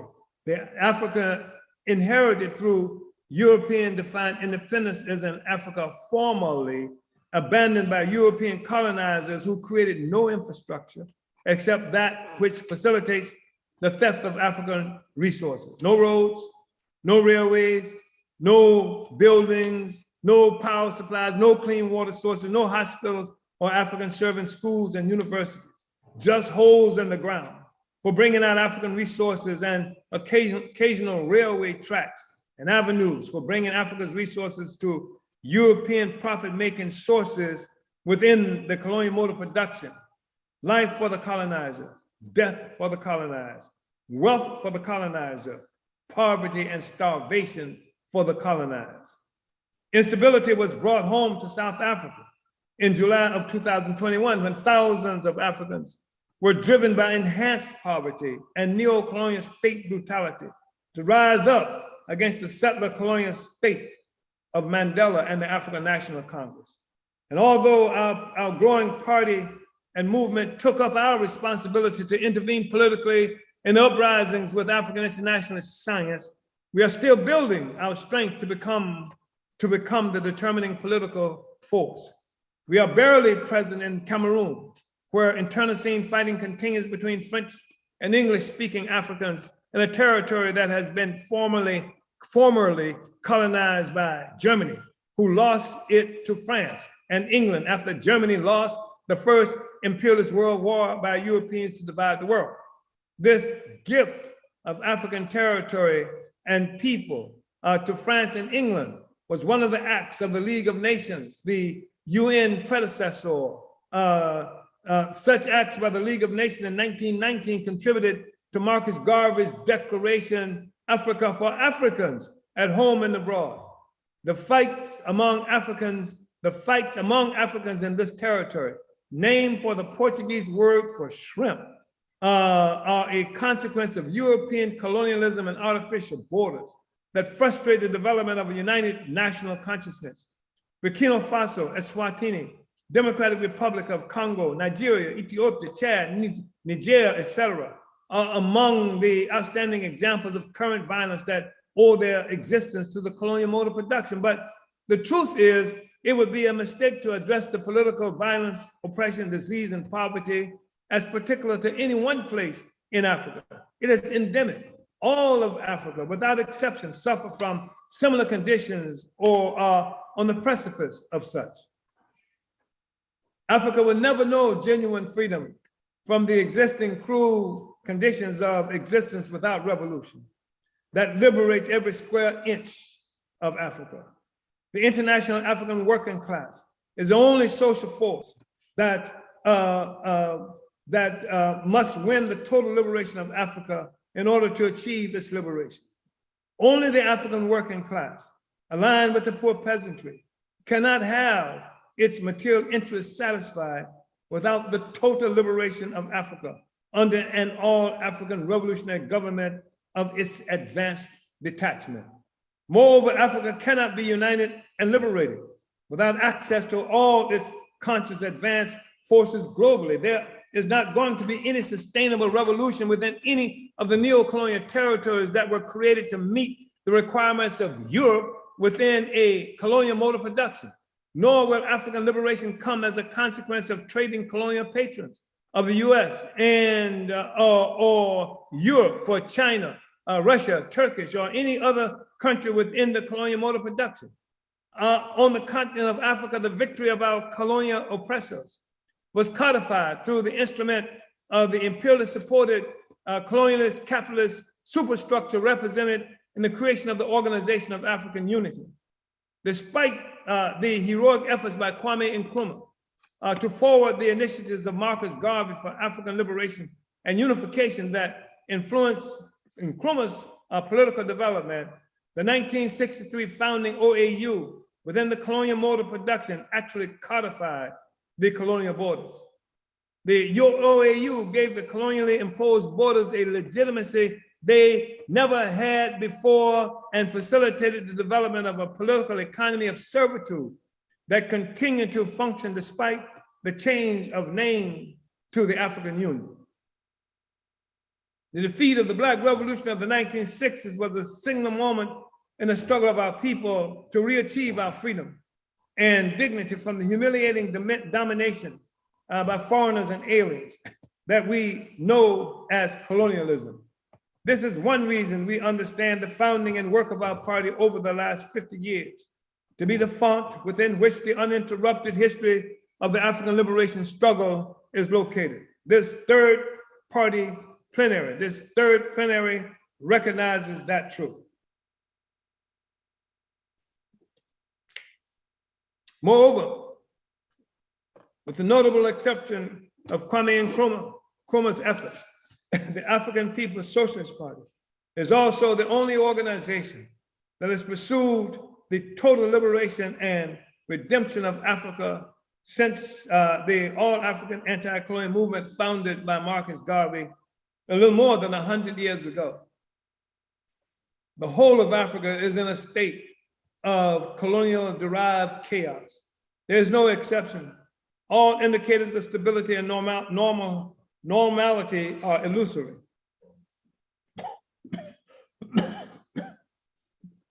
Because of the hundreds of years of looting Africa's human and material resources and maintaining the colonial umbilical cord that sustains the life of Europe and the colonial mode of production at Africa's expense, Africa's wretchedness is to be expected. The 1450 Portuguese initiation of the European transatlantic trade in African Black bodies opened the door to a mode of production that rescued and inchoate Europe from its feudal mode of production at African expense.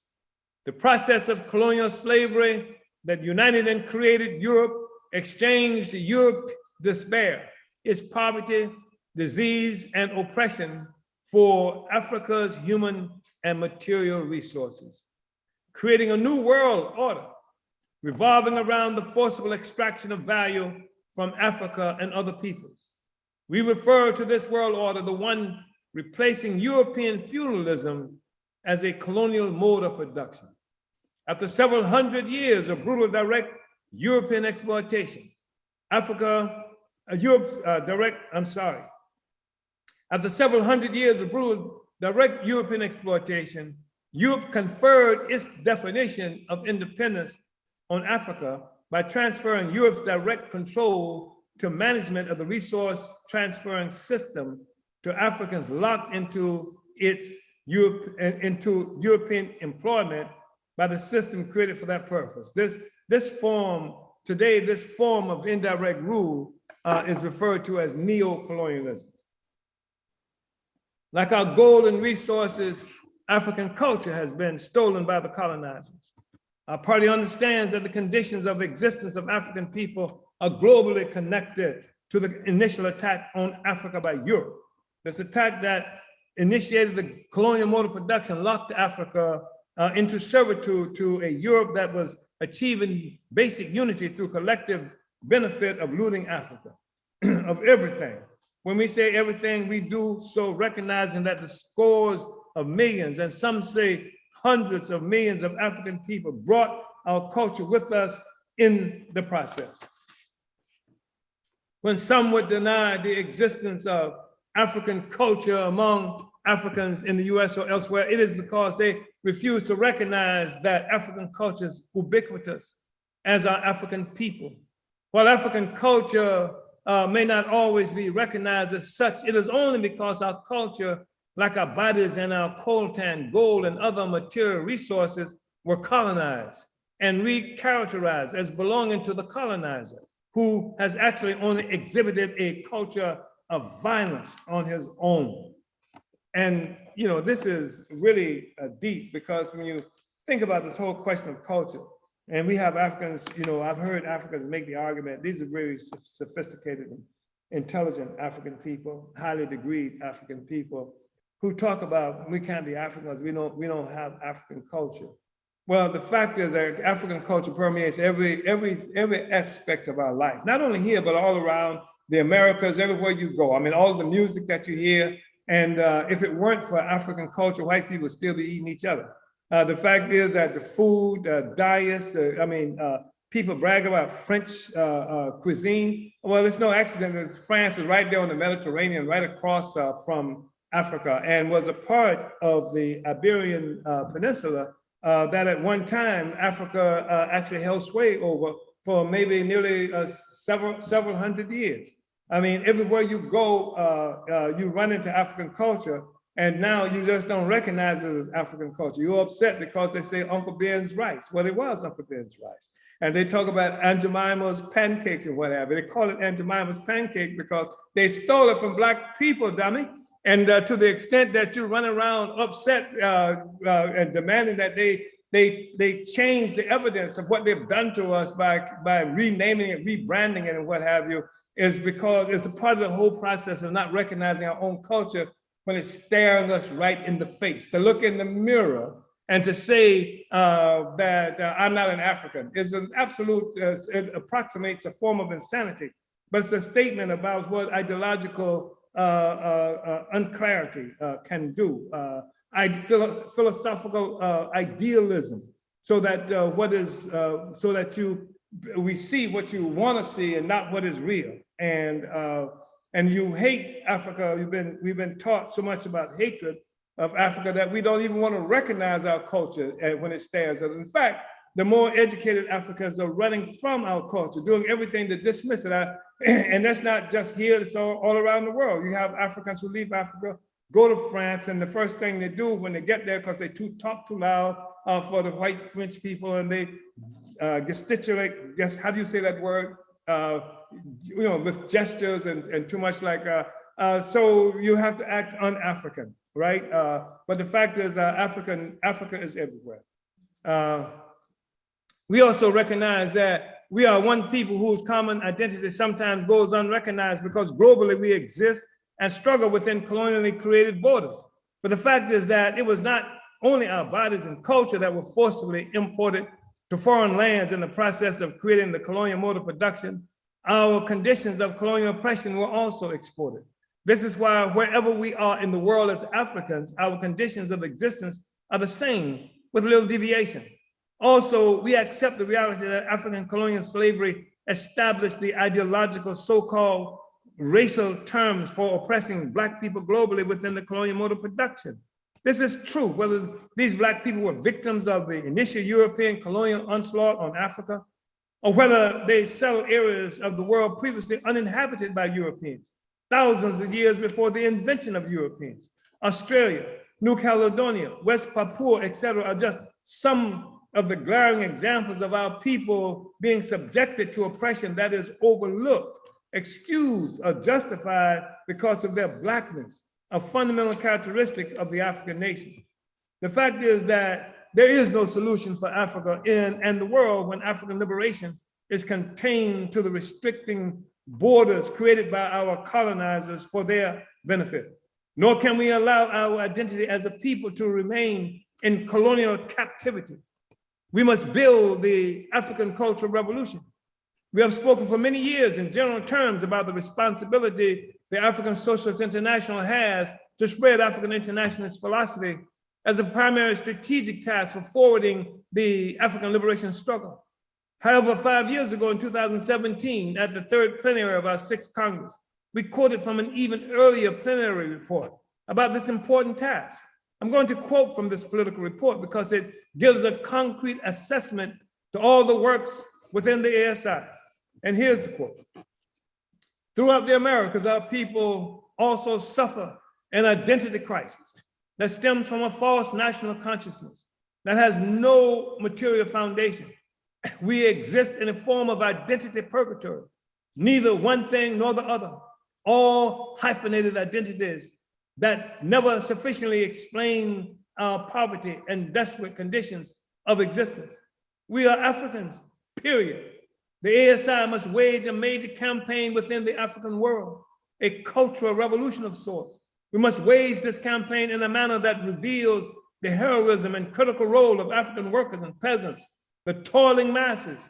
Our cultural revolution must extol the producers, the workers, the creators of all value, and the need for a new society that creates a new society that reinstates the authority of the workers, and especially African women from the producing class, who are central to all production and society itself.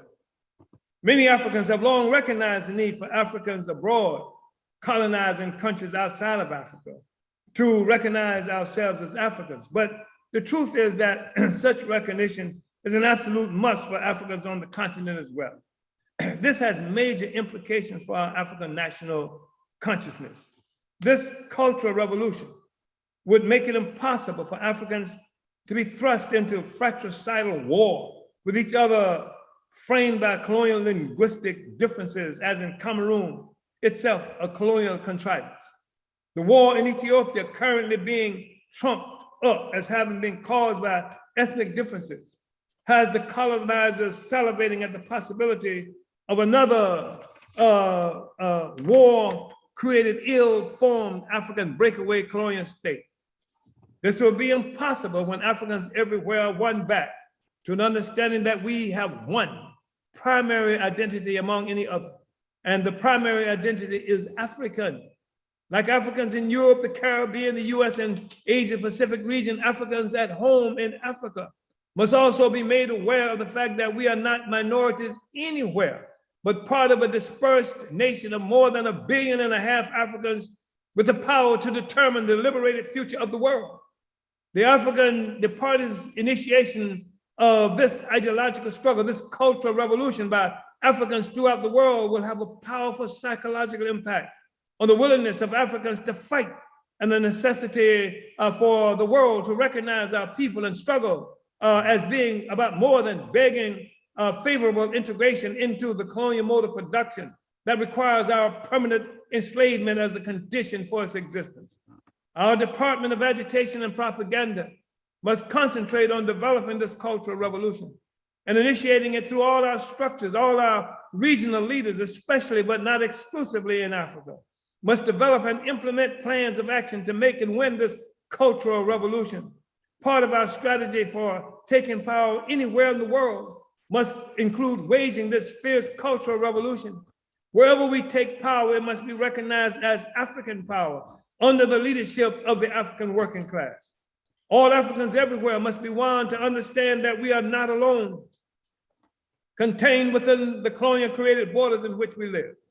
We are everywhere, and we recognize that what often appears to be an African disadvantage is the fact that our conditions of existence are measured by those colonial predators whose apparent wealth stem from a parasitic system brought into existence through our colonial enslavement.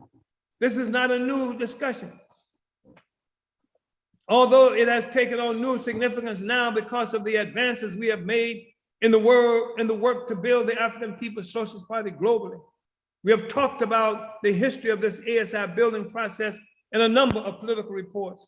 In the 2017 political report, we even spoke confidently of what a liberated Africa and African socialist worker state we are achieving will look like. We described the liberated African worker state in the political report to the 2017 party plenary, and we're quoting here. The demand by African people for national liberation is a demand that recognizes the fact that we are colonized, that the African nation as a whole lives under foreign domination. We have been waging this concerted struggle for 600 years since the Portuguese invasion that initiated the capture and enslavement of African people in 1415. Because the African nation has been forcibly dispersed throughout the world, the struggle for national liberation has naturally traveled with us as part of the process that gave rise to the capitalist system as a worldwide system. The concentrated, self-conscious struggle for African national liberation reached its apex under the leadership of Marcus Garvey and the Universal Negro Improvement Association and African Communities League in the first quarter of the 20th century, informed by the slogan, Africa for Africans, at home and abroad. What will liberated Africa look like? Since that time, after many setbacks, serious class-based battles within the African community and the establishment of neo-colonialism as a generalized condition for African people, we are forced to look beyond national liberation to the question of the kind of society we are fighting for and to identify the social forces necessary to achieve it. Africans are once free people existing within our own independent economies in Africa, have been transformed into commodities, first capital, and producers of capital, first workers, within a social system defined by the relationship between capitalist production and producers resting on a foundation of slavery and colonial domination of peoples and territories. National liberation serves the purpose of freeing Africans from direct foreign domination. However, direct foreign domination is not necessary for vicious, life-draining economic exploitation, either by foreign or domestic capital. National liberation under the leadership of the African petty bourgeoisie leaves in place a system of exploitation. African toilers, producers continue to be exploited under the aegis of a domestic flag, maybe as in Libya, a red, black, and green flag. To be victorious, our revolution must take place under the leadership of the African working class. This is the role of the African People's Socialist Party, the advanced detachment, general staff of the African working class. Only the African working class, aligned with other toilers, especially the poor peasants, has a stake in destroying the entire system of exploitation and all of its attendant structures, including the artificial borders that exploit Africa but function as the incubators for the reproduction of the neo-colonial petty bourgeois class as a social force. Only the African working class is compelled to fight for the destruction of class society and the exploitation that produced it. Under the independent revolutionary leadership of the African working class, organized under African internationalist principles, victory will mean the defeat of foreign imperialists and their economic minions. It will mean that the toilers, the workers, and poor peasants in particular will become the new temporary ruling class, the custodians of the means of production now owned and controlled by capitalists, mostly foreign. Liberation under the leadership of the African internationalist informed workers organized in the African People's Socialist Party will mean the end of economic exploitation. And once the imperialists and African petty bourgeois neocolonialists have been crushed, the end of all exploitation. This means that African women will play a fundamental role in the liberation of our Africa.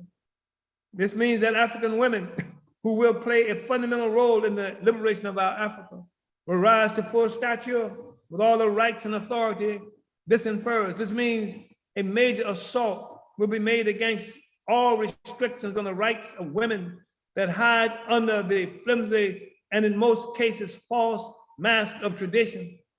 Nor will African liberation under the leadership of the African working class tolerate social, economic, and political oppression of sectors of the African nation and working class because of spurious bourgeois morality.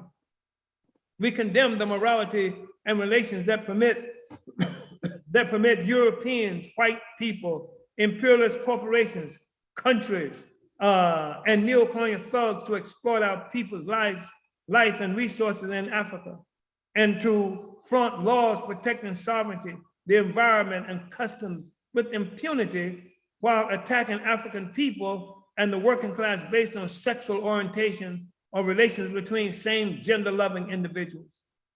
The liberated African worker state will only oppress the imperialists and the neocolonialists who have surrendered Africa's future to them. We will call on the entire African working class and all African patriots to rise up against those who would divide the nation and working class based on the false contradictions of sexual identity, ethnic identity, and regional and religious differences. The African Revolution that liberates and unites Africa and African people under African internationalism, the organized, conscious, and victorious leadership of the African working class will be the death knell of imperialist white power and capitalism as a world economy. It will finally allow for the African workers to take social possession of the means of production. Our victory will mean the entire process of production, mining, building, manufacturing, shipping, distribution, etc., will occur through workers' councils throughout the production process. This will guarantee safety and creativity throughout. Workers will not approve going into mines that are unsafe, and improvement in the productive process will not be motivated by profit that has no regard for safety and proficiency otherwise, but the needs and aspirations of workers and producers and consumers. Additionally, because the state of the African economy, smothered by the whims and requirements of imperialist white power, has minimal industrial development, much of the lackluster economic life is centered in the countryside. The African internationalist revolution will be the first major step in the world to resolve the contradiction between the city and the countryside. The full, rapid development of Africa will require. We will have to reorganize the African community. We will have to reorganize the African economy, destroying all borders into a full-fledged anti-colonial economy. Today's economic activity in Africa is tied to the interest of foreign imperialist exploitation. Every bit of food grown or not grown, every factory, every decision to develop a diamond, gold, iron, or bauxite mine instead of production that satisfies our needs is imperialist driven. It has been the imperialist driven economy that has driven so many African men, women, and children from the artificially created cruel conditions of the countryside into unsanitary and overcrowded cultural crushing cities. The African working class, as a transitory ruling class, will organize production based on the real needs of the people rather than the contrived profit-driven and profit-motivated needs of the capitalists. Collective housing, neighborhood councils with the power to solve domestic problems, efficient public transportation, African educational systems, illiteracy eradication campaigns, centers for music, culture, development, and socializing, birthing programs, and socialist care for our elderly, time and centers for reflection, revolutionary rehabilitation programs, barefoot doctors are deployed into the community as in China and as in Cuba. Places where lovers can go for privacy will become ordinary features of life, overturning the horrible day-to-day grind that characterizes our reality today. Even the form of the family will be reorganized under the dictatorship of the African worker state. It will allow adults to enter into agreements of relationship that are free from economic compulsion. Women will be assured economic independence, so financial duress will not be a factor that determines their commitment to a relationship nor enslaves their emotions. The immediate role of the African worker state will be to function as a protector of society against incestuous, exploitative, and oppressive relationships and their consequences. African men and women can determine whatever arrangements they contract among themselves, with the state functioning as arbiter only until the time when the rule of habit and tradition overturns the rule of the state that becomes unnecessary in human affairs. Our party also has a deep commitment to the well-being of our African children, recognizing that under the system of parasitic capitalism, our children live with daily trauma. They are demeaned, locked up, and gunned down by colonial police and tormented by the white school system. The APSP follows in the footsteps of the African Revolution of Haiti, whose victory in 1804 produced a progressive constitution that for the first time in history abolished all notions of an illegitimate child and pledged a commitment to the nurturing and protection of every child. The African adage declaring the role of the village in raising a child will be given new life. Women will be freed from the burden as isolated individual primary child care givers. The family now becomes a society in a relationship that has the force of law and collective resources of the people that have been liberated from their role as surplus under private ownership within the capitalist system. This means the institution of state-funded and administered nurseries and childcare collectives that benefit parents and children in a manner that could never happen under colonial capitalist society developed through the commodification of African parents and children. Parents and the community at large will be able to engage in a stress-free, non-competitive relationship with our children. The African Internationalist Liberation and Unification of Africa and Africans worldwide will be the major blow to destroy the entire capitalist system that was an outgrowth of colonialism. It will be the fundamental instrument in the emergence of world socialism, providing the defining direction for the world economy. The achievement of African internationalist socialism will be the essential force in the achievement of permanent world peace, easily understood when it is recognized that most wars are fought by states contending with each other and with peoples for profit-generating markets and resources. We will replace capitalist competition with socialist cooperation, something not possible before now. The African worker state, Le Duan was Secretary General of the Communist Party of Vietnam when the responsibility of delivering the political report to that fourth Congress in late December of 1976. In this political report, Le Duan spoke of the possibility of a socialist worker state after the conquest of national liberation. Now that our motherland has recovered complete independence, national independence and socialism have become one.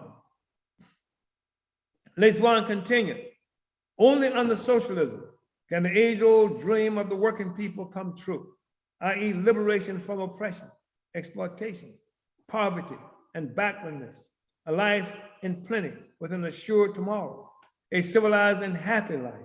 Only socialism can bring to the working people the full right to mastery and restore genuine human dignity to man, enabling him to be the real masters of society and of nature and of himself.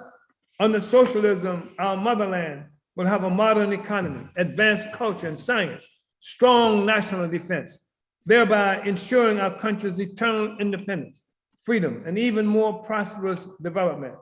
Only socialism can bring about the unification of our motherland at the highest and fullest degree in the fields of territory, political and moral life, economy, culture, society, as well as in the field of rights and duties, thereby fostering this solidarity and sincere and deep mutual love between all members of society.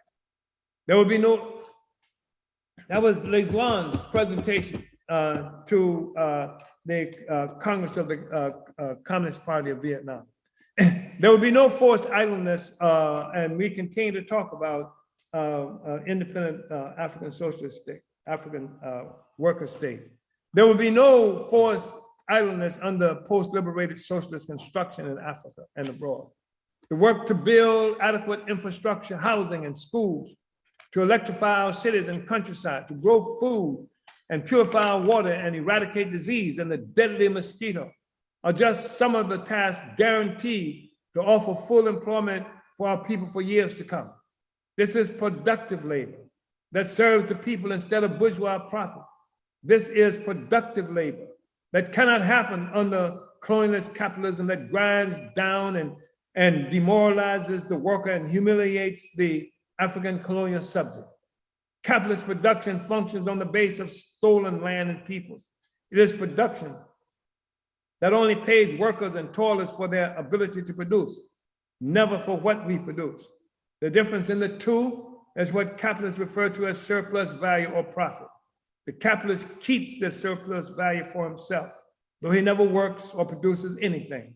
The African worker state can only come into existence by the workers destroying the colonial base of capitalist production, replacing the oppressive state of the colonialist capitalists and transforming surplus value into social wealth to provide for the well-being of society. This is how the African worker state will provide free healthcare, education, housing, childcare, etc., for the toiling masses through expropriating the stolen resources from the colonialist capitalists, destroying the system of private ownership of social production, and creating a system of social ownership of social production. In a word, socialism, the early stage of communism. This is the new world we are fighting for in this party. This is the world that we are fighting for in this party. It is not a world to be achieved through reforming police departments or improving police community relations within the US or anywhere else. It is not something that can be achieved by a $15 per hour minimum wage for workers in general over a period of years. We will have to make a revolution under the leadership of the advanced detachment of the African working class, guided by the advanced theory of African internationalism, to initiate the world free from economic slavery and colonial oppression. This is why we must fight to put revolution on the political agenda for our people once again. Our recognition of the role played by imperialist parasitism in the advent of the capitalist system as a world system also gave the African People's Socialist Party an understanding of the nature of the capitalist state as distinguished from the European feudal state that preceded it. Most whites, socialists, and many progressives recognize the state as a coercive instrument in the service of the ruling class that is necessary to protect the status quo from disruption and overthrow by exploited classes, and to compete with capitalists internationally for profit at their expense. However, unlike other states in history, the capitalist state did not come into existence for the purpose of protecting a domestic social system. It was organized to deal with a reorganization of the world's political economy that came into being as capitalism required the dispossession and enslavement of Africans and much of the world previously external to Europe. This initial act that gave birth, shape, and definition to the capitalist system was killing and controlling indigenous peoples, stealing and occupying foreign territories, and capturing, forcibly dispersing and enslaving African people in Africa and abroad. The capitalist state rose in contention with the feudal state of Europe. In short order, it became a popular white people's state that employed enthusiastic and willing masses of white people as a form of institutionalized emergent state violence used to kill and take land from the indigenous peoples of what is now North America and Australia, and to enslave Africans and others worldwide. In fact, part of the much touted progress of capitalism was its elevation of ordinary white people to the status of landowners on stolen land and workers in a slave-developed economy. This was the economic incentive for white men scalping indigenous people in the Americas, slaughtering indigenous people in Australia and Africa, and waging an independent struggle against European feudal state to steal indigenous lands throughout South America. The brutality of the capitalist state against Africans within the US and elsewhere, the viciousness of the capitalist state in subduing African, indigenous, Asians, and other peoples is not an anomaly. It is inherent to its nature and consistent with its genesis as a state protecting a social system rooted in colonial slavery. And that's fundamental to understand, especially for people who are preoccupied with fighting against police violence, and some single issue or organization do that. They really concentrate on dealing with the police violence and things like that. They are involved in the body cameras and a whole bunch of other stuff associated with that. And some people engage in the single issue of African political prisoners and prisoners of war on the one hand, but are not a part of movement to overturning the whole social system wherein these contradictions function, that gives them lives and sustains them. So while the capitalist state is a coercive institution that sometimes mistreats, jails, and even shoots its European citizens who get caught in its friendly fire, its primary purpose is the violent suppression of the colonized population As African internationalism has explained, white people function as part of the capitalist state. In its treatment of Africans, Mexicans, the indigenous, etc., its true function as the colonial state is raw and exposed.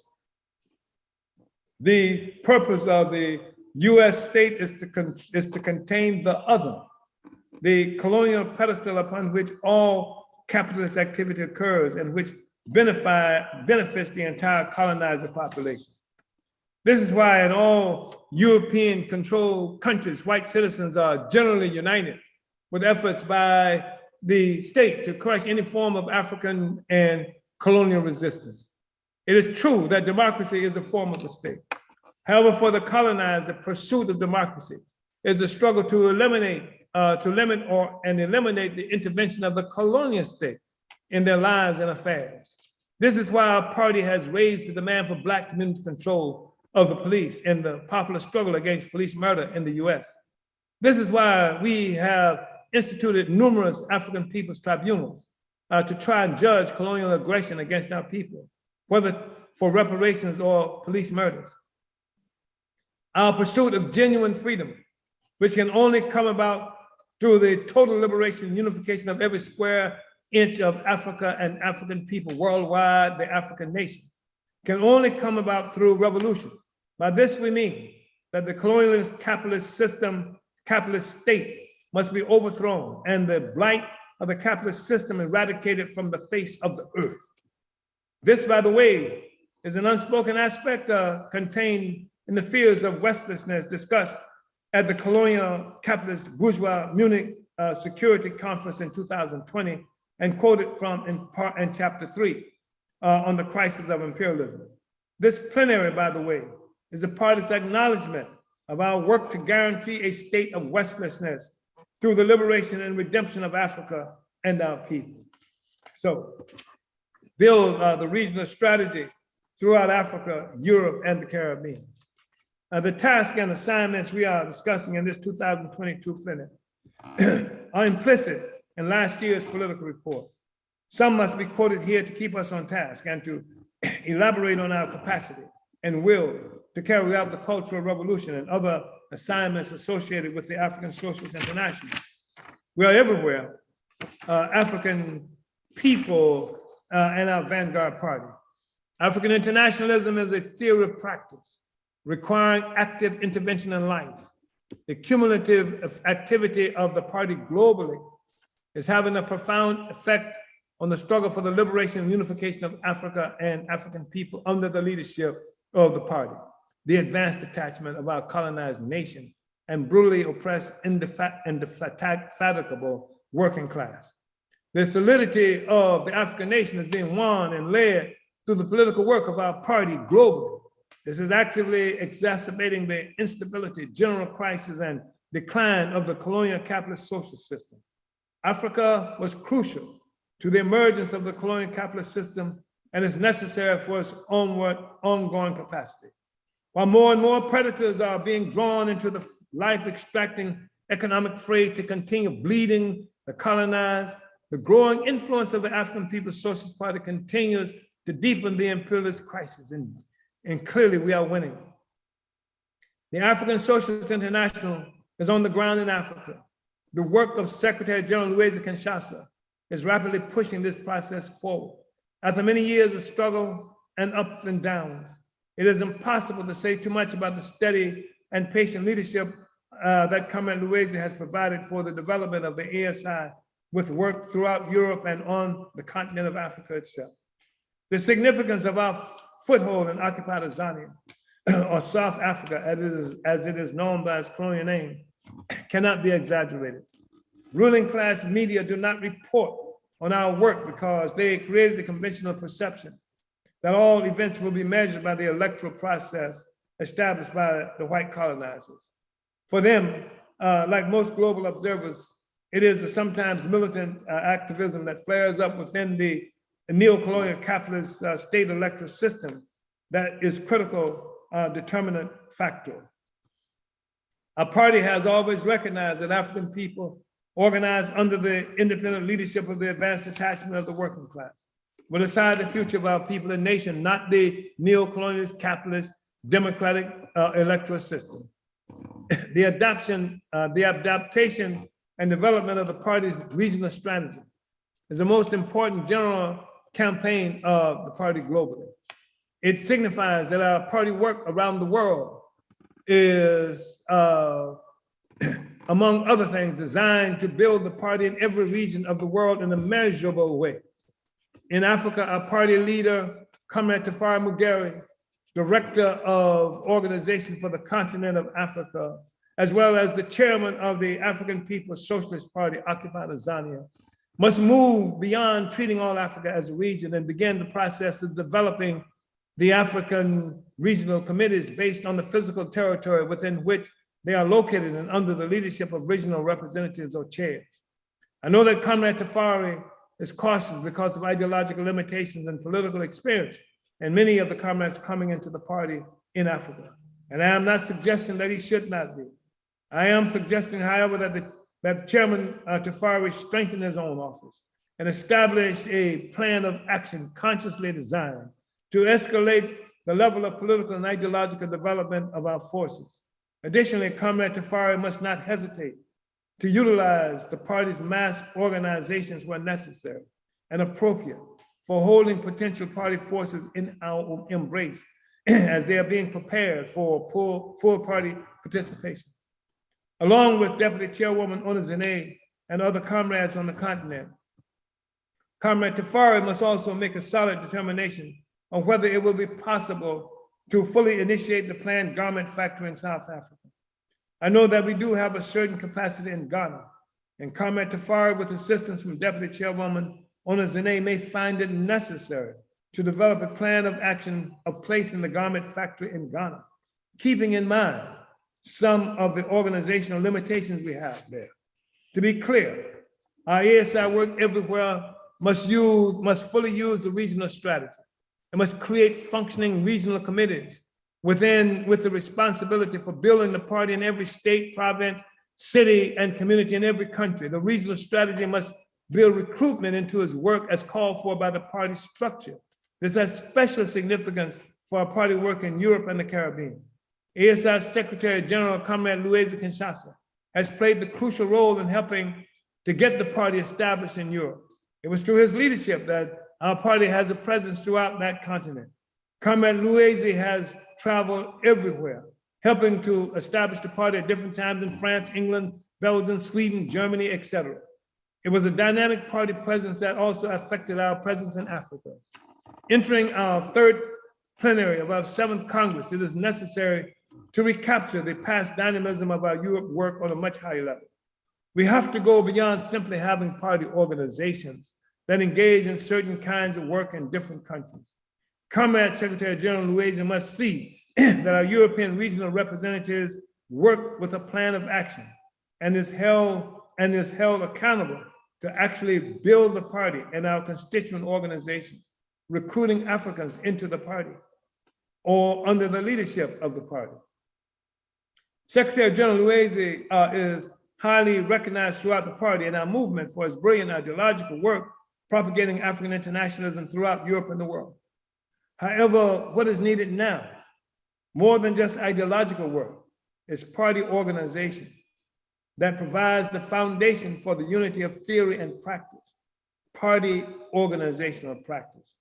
To be clear, our ASI work must work overseen by Secretary General Louise and must adopt the regional strategy. It must implement verifiable work to win all Africans in the various regions to constant support of the party and the best of them into the ranks of our party. Similarly, the Caribbean region work must be consolidated according to the organizational principles of the party and the regional strategy. We have a presence in Bermuda, the Bahamas, Jamaica, and Guadeloupe with different degrees of effectiveness. We must hold the Caribbean work to the same non-liberal standards as every other region.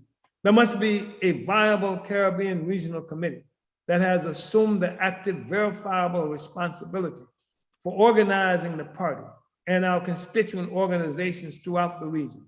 The task is the same: win the Africans in the region to conscious support of the party, and the best of them into the party itself.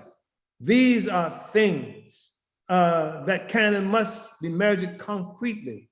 Our regional committee meetings and overall ASI leadership committee functioning according to party organizational principles, using our standard party agenda. Another of the most important general campaigns of the party must be taken up by this work along with recruitment, implementation of the regional strategy, celebrating the party's 50th anniversary partially with this plenary, and 2022 African Liberation Day is the 8th Party Congress scheduled for South Africa for October 6th through 20th, 2023.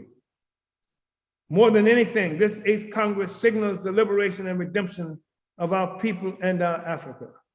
This will be the first time since the UNIA of Marcus Garvey that Africans will be coming together to put the final touches on the final offensive to overthrow the colonial mode of production that enslaves the world in various ways.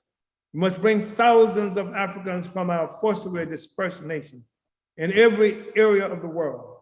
This is the task of our party and our answer to the question suggested in this statement by Marcus Garvey 100 years ago. No one knows when the hour of Africa's redemption cometh. It is in the wind. It is coming. One day, like a storm, it will be here. The work of our party as exemplified by this, our third plenary of our 7th Congress, is our statement that we are winning and the redemption of Africa is not. Ease relate to Africa.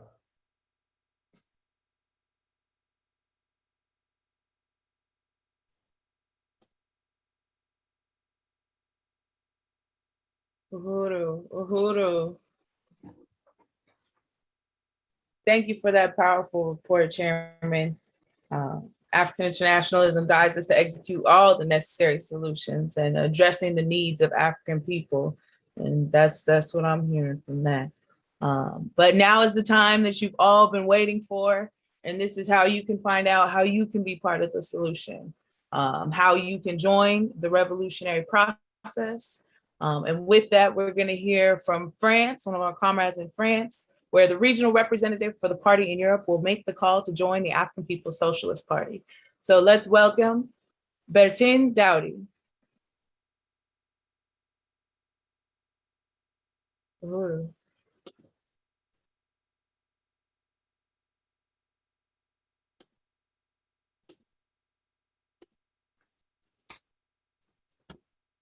You unmute your mic.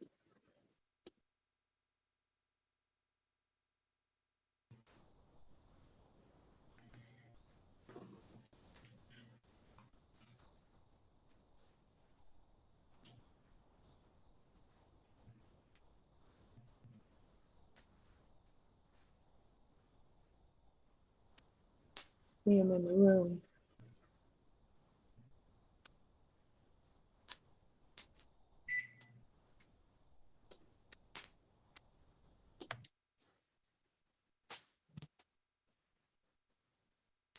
Uhuru. All right, Comrade Abdullah, I'm going to throw it over to you. It looks like we would be taking a quick break. So.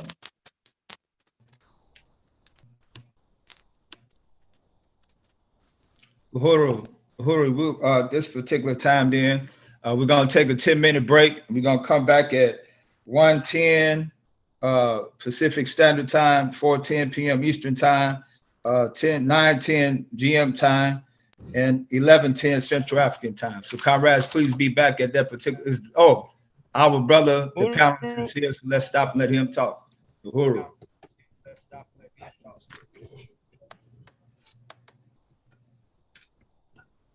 Uhuru.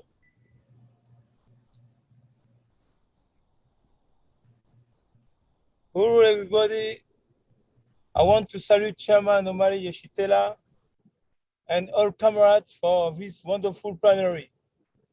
I am Bertin Dowdy, the regional representative of African People's Socialist Party in Europe. I'm a proud member of African People's Socialist Party, the only party in the world with a vision to free and unite Africa and all Black people around the world. It's the only party that is carrying out the vision of Marcus Garvey today. We have the plan, the philosophy, the organization, and we have 50 years of history of revolutionary leadership. We are calling all Africans, wherever you are, you can join the party today. Just go to apspuru.org. The most urgent task in the Black community today is to unite the party with the masses of African people so we can complete the Black revolution. Go to apspuru.org today. Go to apspuru.org today. Long live the African People's Socialist Party. Long live Chairman Omari Yeshitela, who are winning. Uhuru. Uhuru. Uhuru. Long live. Uhuru, Comrade Dowdy, thank you for that. Long live. We appreciate that. So at this particular time, we're going to take a 10-minute break. And as I said before, we want everybody back here and be a little bit over 10 minutes, but at 1:10 Pacific time, 4 p.m. Eastern time, 9:10 p.m. GM time, and 11:10 Central African time. Uhuru. Uhuru. They got up.